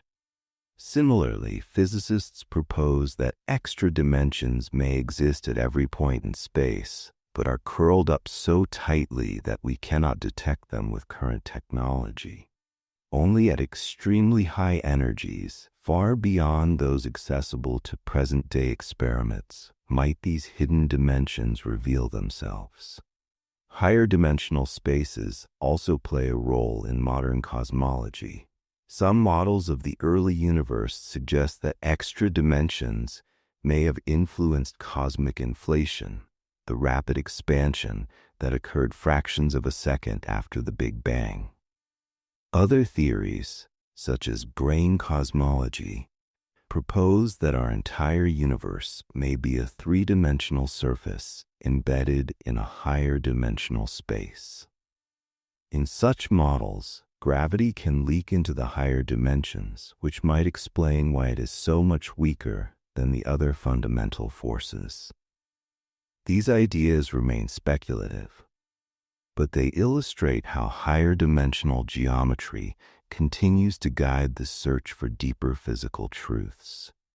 Beyond physics, higher dimensions appear in more practical contexts. In data science, every variable measured can be treated as a dimension. A dataset with dozens of variables can be visualized as points in a high-dimensional space. Algorithms that classify or cluster these data often rely on geometry that generalizes beyond 3 dimensions. Though we cannot picture these spaces, the mathematics handles them with ease. Similarly, in robotics and computer graphics, configuration spaces with many dimensions describe the possible motions of a machine or the shape of a surface. What began as a mathematical abstraction now drives technology. Philosophically, higher dimensions challenge our understanding of perception. If creatures in flatland cannot conceive of height, might we be equally blind to dimensions beyond the third of space and the one of time? Could our universe be only a shadow of a richer geometry, much as a 2-dimensional drawing is only a shadow of a cube? These questions have fascinated thinkers for more than a century, inspiring both scientific research and works of art and literature. The fascination lies not only in the possibility of more dimensions, but in the realization that our senses are limited. We perceive only part of reality, filtered through the geometry we can grasp. One of the most compelling aspects of higher dimensions is how they transform familiar truths. In 3 dimensions, the angles of a triangle always add to less than, equal to, or greater than 180, depending on curvature. In higher dimensions, the rules of polyhedra change. Shapes that are impossible in 3 dimensions become natural in 4. For example, in 4 dimensions, there exists 6 regular convex polytopes, compared to only 5 platonic solids in 3 dimensions. The expansion into higher dimensions reveals a new diversity of forms, suggesting that geometry itself blossoms into richness when freed from the limits of visualization. In the modern era, visualizations and computer simulations have given us new ways to glimpse higher dimensions. By projecting them into 3 dimensions, we can rotate and animate tesseracts, hyperspheres, and other higher dimensional objects. These projections always distort the truth. Just as a map of the Earth distorts distances and shapes, but they allow us to develop intuition. Mathematics provides the exact structure.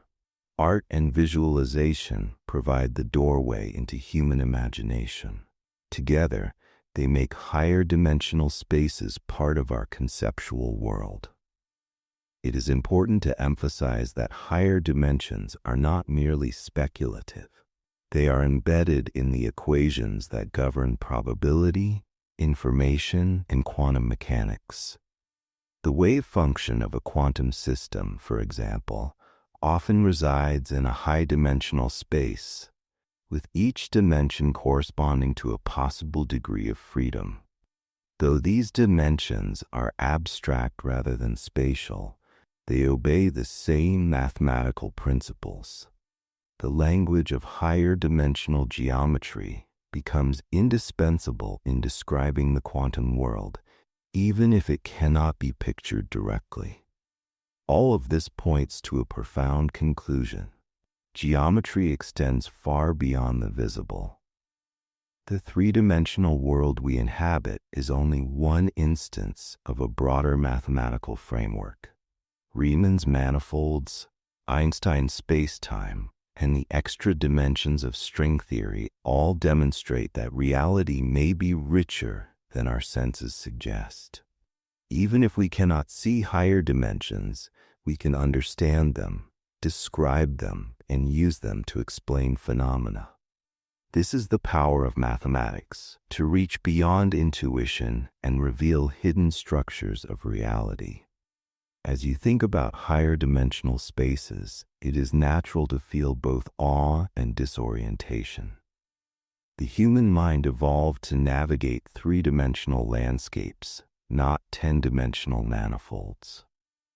Yet mathematics extends our reach, giving us a way to comprehend the incomprehensible. Just as Flatland's inhabitants could never truly grasp the third dimension, we may never fully grasp the fourth or fifth.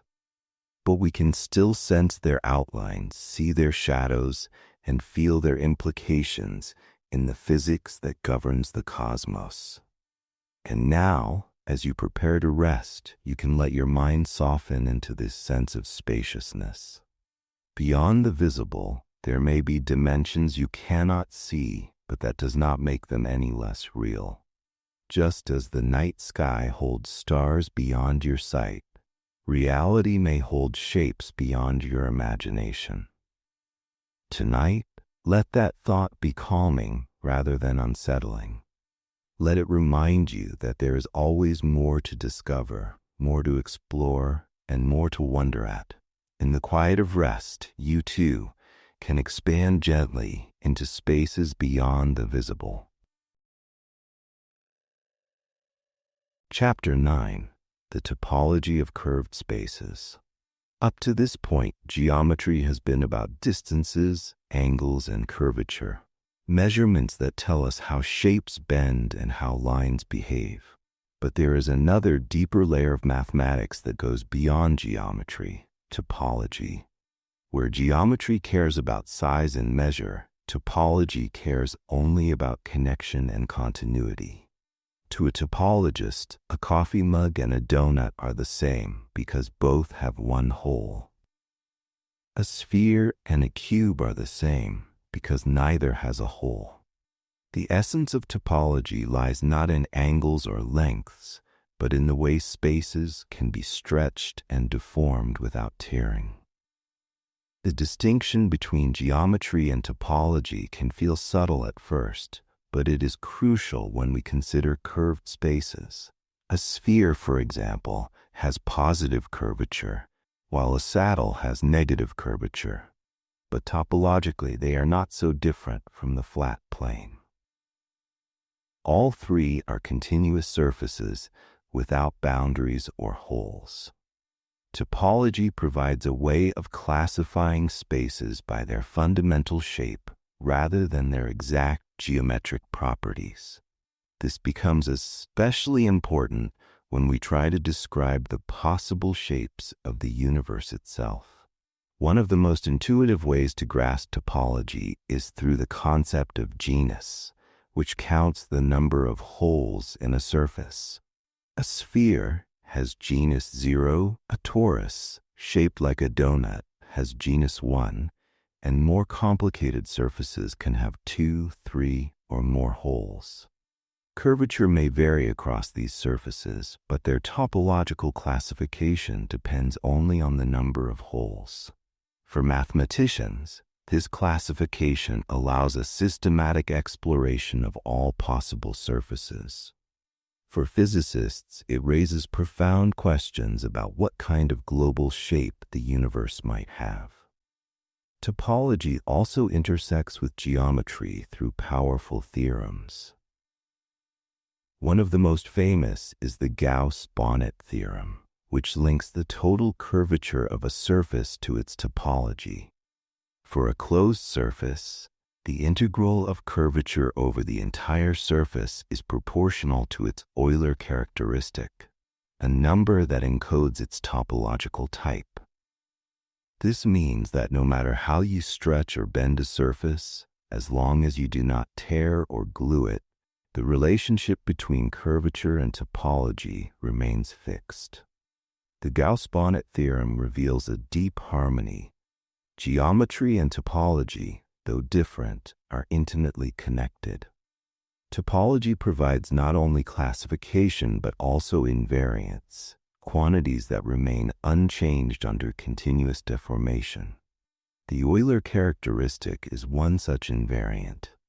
Homotopy groups are another, describing how loops or paths in a space can be continuously deformed into one another. These tools allow mathematicians to probe spaces that cannot easily be visualized. For example, a torus has a different homotopy structure than a sphere, because a loop around the whole of a torus cannot be shrunk to a point. Such distinctions, invisible to geometry alone, are central to topology. In cosmology, topology takes on a new role. Observations suggest that the universe is nearly flat in terms of geometry, but this does not determine its topology. The cosmos might be infinite, stretching endlessly in every direction, or it might be finite but unbounded, like the surface of a sphere. Topology decides whether space has edges, whether it loops back on itself, and whether traveling far enough in one direction might eventually bring you back to your starting point. One possibility is that the universe has the topology of a three-dimensional torus.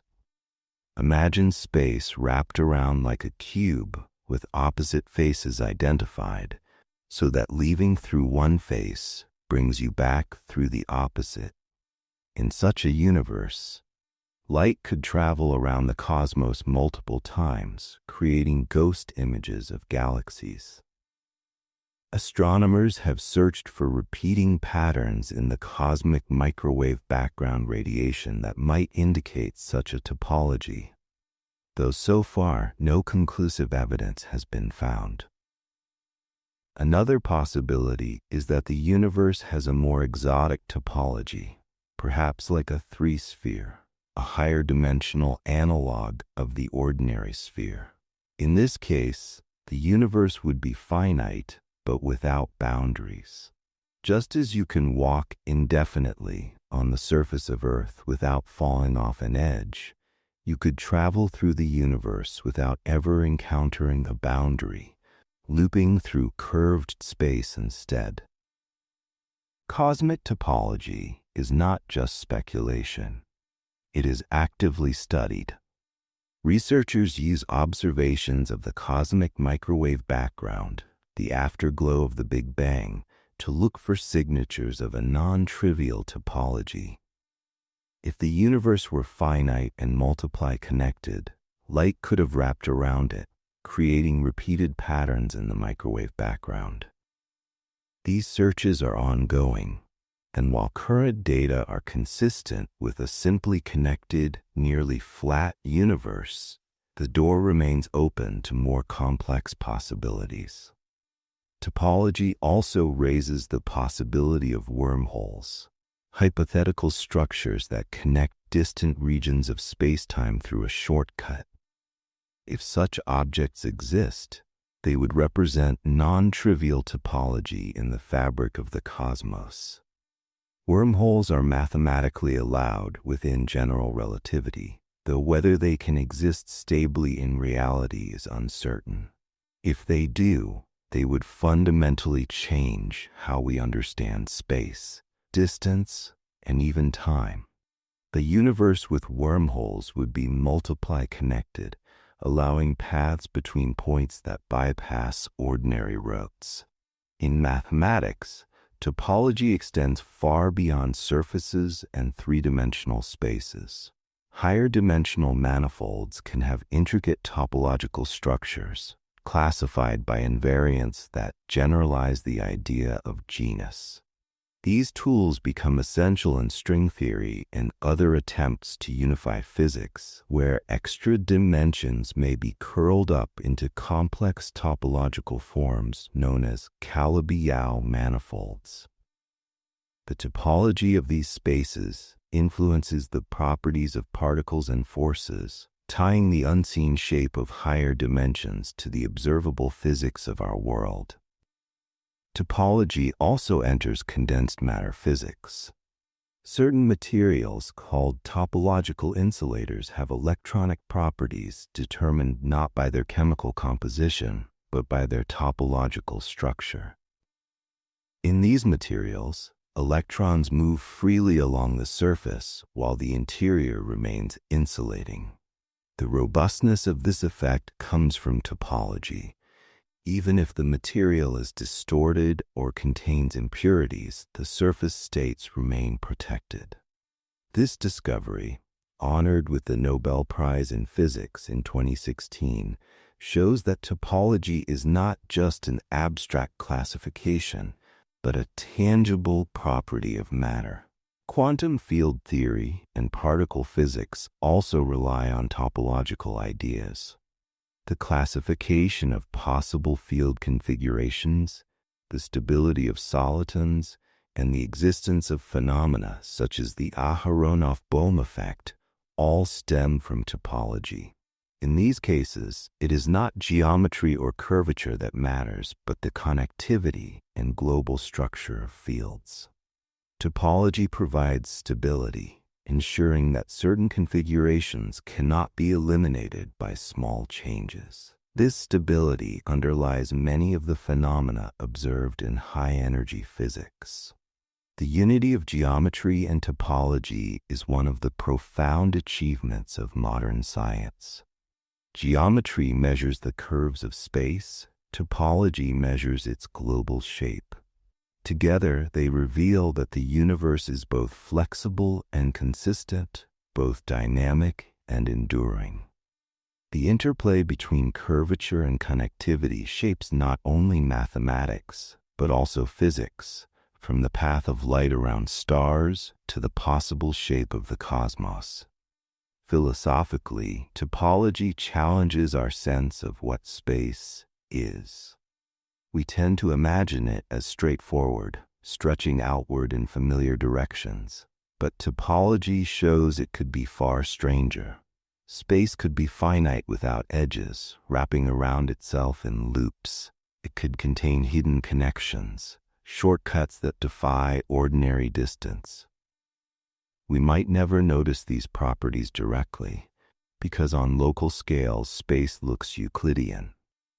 Only by studying the global structure through mathematics and observation can we hope to uncover the true topology of the cosmos.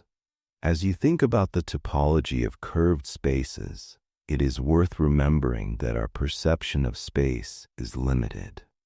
We see only small regions, measure only local distances, and build intuition from finite scales. The true global shape of the universe may be beyond our senses, but not beyond mathematics. Whether the cosmos is infinite or finite, simply connected or multiply connected, the language of topology gives us a way to ask the question. And even without an answer, the act of asking stretches our imagination into forms as flexible as space itself. And now, as you prepare to rest, let these mysteries be a source of peace. Just as a torus loops endlessly, your thoughts can loop back into calmness. Just as the universe may be finite yet unbounded, your rest can feel boundless without edges. In the quiet of sleep, you can let go of the rigid structures of the day and drift into a topology of stillness where everything connects softly and seamlessly. Chapter 10. What geometry says about reality itself. Geometry began as a way to put the world in order. Farmers stretched cords across earth to mark boundaries. Builders used sight lines and plumb bobs to raise walls that would not lean, and sky watchers traced circles through seasons to predict when floods would come. From such practical craft emerged a grammar of space, made formal in Euclid's spare axioms. For centuries that grammar felt inevitable. The shortest path was a straight line, parallel lines refused to meet, and the angles of any triangle added to a fixed sum. Those statements matched ordinary experience so closely that they seemed not just true but necessary, as if the mind itself were shaped to see the world in Euclid's image. Geometry became more than a tool, it became an ideal of certainty, a way of showing that a few clear assumptions could support an edifice of consequences that reached from fields and walls to the orbits of the moon. The 19th century loosened that certainty without loosening rigor. Mathematicians probing the status of the parallel postulate discovered that replacing it did not collapse the edifice. Alternative systems stood without contradiction, and in those worlds geodesics behaved in unfamiliar ways. On a sphere the straightest roads, the great circles, intersect. In a hyperbolic plane, infinitely many lines through a point miss a given line. Triangles grow fat on the sphere and thin on the saddle, their angle sums shifting with curvature. The lesson was not that Euclid was wrong, but that his geometry was one choice among many logically permitted choices. Which choice the cosmos makes is not dictated by thought alone, but revealed by measurement. Geometry moved from being an a priori frame for experience to being a hypothesis about the world, to be tested by the way light travels and matter moves. Riemann showed how such testing should be organized. He proposed that geometry is fundamentally local. Around each point, rulers and clocks define a metric that tells how to compare lengths and durations. Geodesics are the paths that locally extremize those measures. Curvature summarizes the failure of nearby geodesics to remain parallel. Stitch the local data together and a global shape emerges. Einstein turned that method into physics. In general relativity, mass and energy determine the metric, and the metric guides motion. A planet does not need a mysterious pull. It follows the straightest path available in the curved geometry produced by the sun. Mercury's excess precession, the bending of starlight during an eclipse, the gravitational redshift of clocks at altitude, and the expansion of the universe become statements about geometry made visible. What once lived on parchment becomes the stage directions followed by the world. Topology adds a complementary emphasis. Where geometry attends to angle and length, topology cares only for connection. A sphere and a cube belong to one class. A torus and a mug with a handle belong to another because each has a single hole. The distinction matters in cosmology. Space might appear locally ordinary while being globally strange. It could be nearly flat in every neighborhood and yet close on itself, so that a long journey returns to its start. Astronomers have learned to search the sky for the traces such a shape would leave, looking for repeated patterns in the cosmic microwave background or correlated layouts of distant galaxies. So far, the sky has not forced a particular topology upon us, but the search itself shows how a radically global concept can be tested by painstaking observations of local light. Geometry also organizes the quantum world, though the stage looks different. The state of a quantum system lives in an abstract space of possibilities. Distances there quantify how distinguishable two preparations are by optimal measurements, and curvature there produces geometric phases when parameters trace loops. A wave function transported around a circuit in parameter space comes home not exactly as it left, but with a phase that records the path. That phase shows up in atomic spectra, in the polarization of light led through gentle twists, and in the motion of electrons in crystalline solids. Quantum metrology becomes geometric when one recognizes that the best possible sensitivity of a clock or interferometer is limited by distances in this state space, not by the geometry of the laboratory alone. Gauge theories make that geometric content explicit. Fields are connections defined over space-time, and their strengths are curvatures. What accelerates a particle is not a push reaching across emptiness, but the twist of an internal compass as it moves through a region whose connection is not trivial. Symmetries become motions in these internal spaces that leave the physics unchanged, and conserved quantities flow from them. The standard model of particle physics is written in this dialect. In condensed matter, topology predicts robustness that chemistry alone would not. The quantum Hall effect ties conductance to a topological invariant. The result is a plateau that stays flat even when disorder is present. Topological insulators conduct on their surfaces while insulating within, not because of accident, but because their electronic bands carry a topological mark that defects cannot erase. Theorems about continuity become properties of materials one can hold. Infinity, once a swamp that threatened to swallow reasoning, acquires structure under geometry. Fractals show how finite rules generate unending detail, and why dimension need not be a whole number.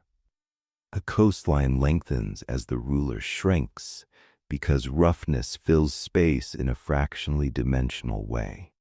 Hyperbolic tilings compress infinite repetition into a bounded disk without losing exact regularity, making the unreachable visible. Renormalization treats infinity as a flow through a space of effective descriptions.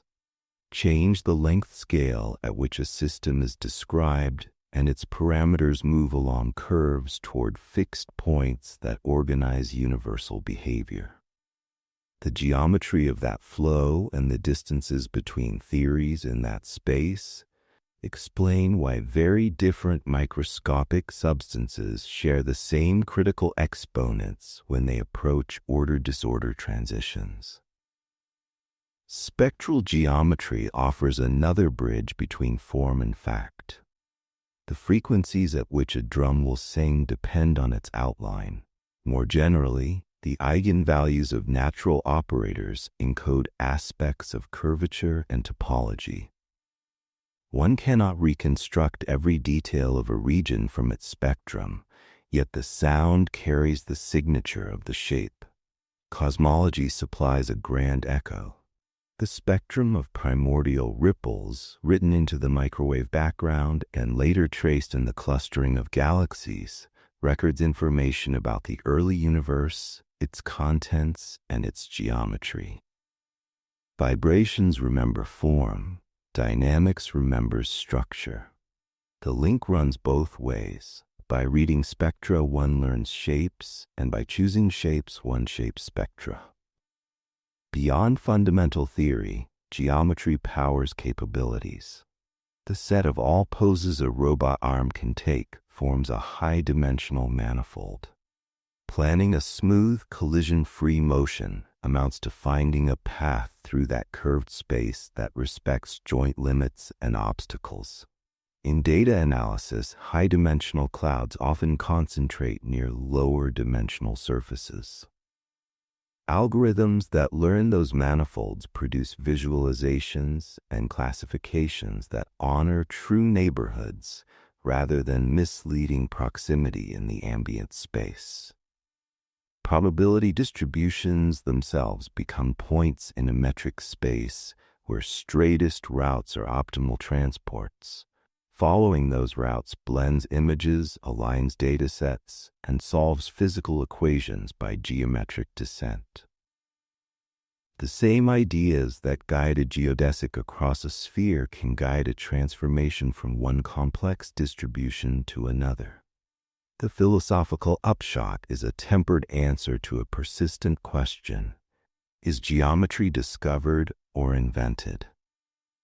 The existence of many self-consistent geometries shows that axioms are choices, not necessities. But the world is not indifferent to those choices. It rewards some with prediction and discards others by failing to echo them. A balanced stance treats mathematics as a library of possible forms and physics as the experiment that tells us which book the universe is reading just now. That stance avoids the extremes of calling mathematics a mere invention or declaring it the only reality.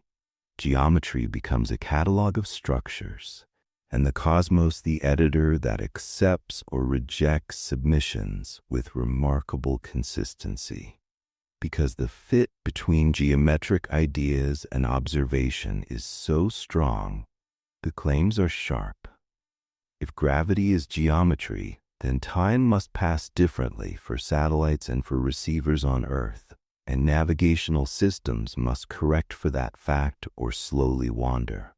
If phases of matter are topological, boundary currents should resist scattering from disorder, and experiments should find their stubbornness. If the universe is multiply connected, specific correlations should decorate the sky.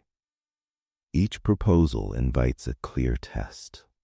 When a geometric idea is right, it is specific enough to fail. When it survives confrontation with the world, it earns a place not just as a metaphor, but as an explanation. Caution rightly accompanies that ambition. Not every picture that pleases the imagination assembles into a coherent whole. Local patches must glue without contradiction, curvature must satisfy constraints tied to matter, and discrete proposals must recover the smooth in the regimes where smoothness is known to work. Extra dimensions, if they exist, must be stabilized and hidden while still shaping low-energy physics in precise ways. Ideas about emergent space must explain continuity with familiar behavior and yield testable consequences. Geometry is generous with suggestions, but it is strict about consistency, and the world is stricter still. Across the centuries, the scope of geometry has widened, while its contact with observation has tightened. The axiomatic program clarified assumptions.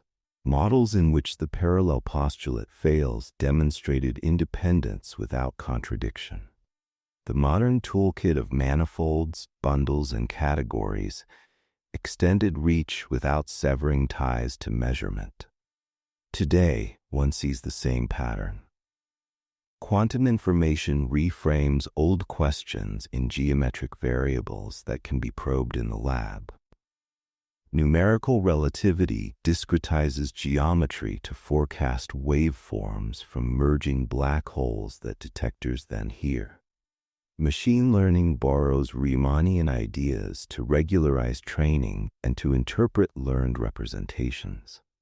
Geometry ranges freely from the concrete to the conceptual, and reality repeatedly consents to be addressed at every rung. What then does this long conversation finally say about reality? It says that space and time are not inert containers, but flexible participants. It says that global oddities can hide beneath local ordinariness, so that a neighborhood may look simple while the whole is strange. It says that dynamics and shape are deeply intertwined, with motion often a matter of following straightest paths in a geometry that matter itself helps to set.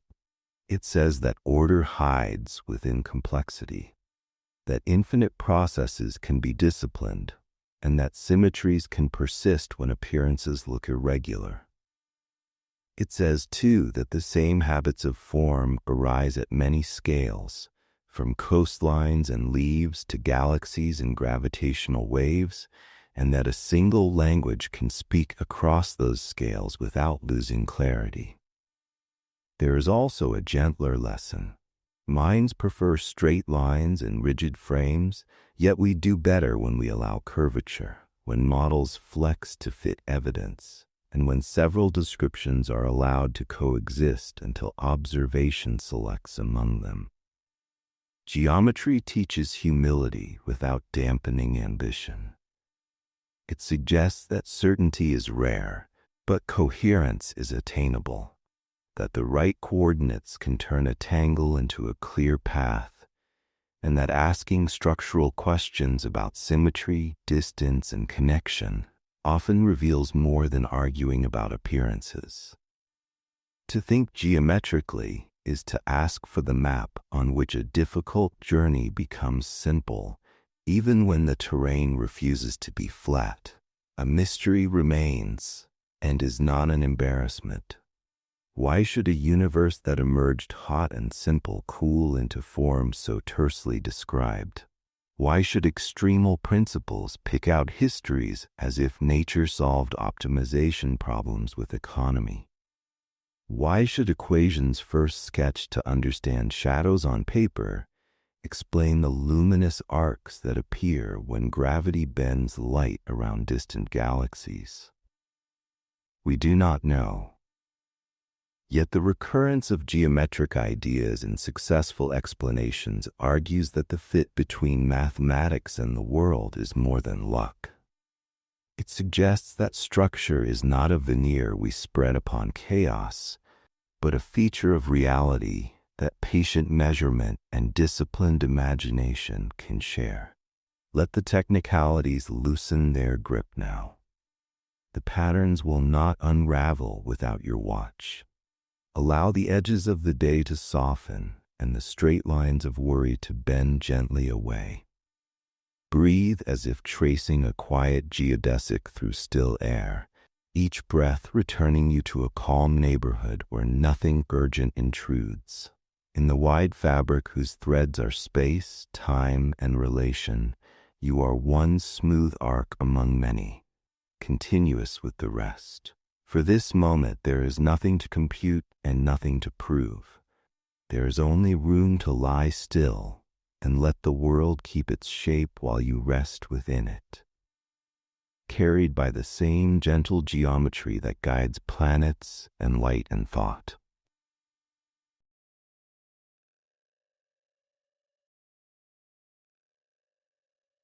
And that brings us to the end of our journey through geometry and the cosmos. If you're still awake and curious, another video is waiting for you to continue exploring. And if your eyes are already heavy, then rest easy, my friend. Sweet dreams among the stars.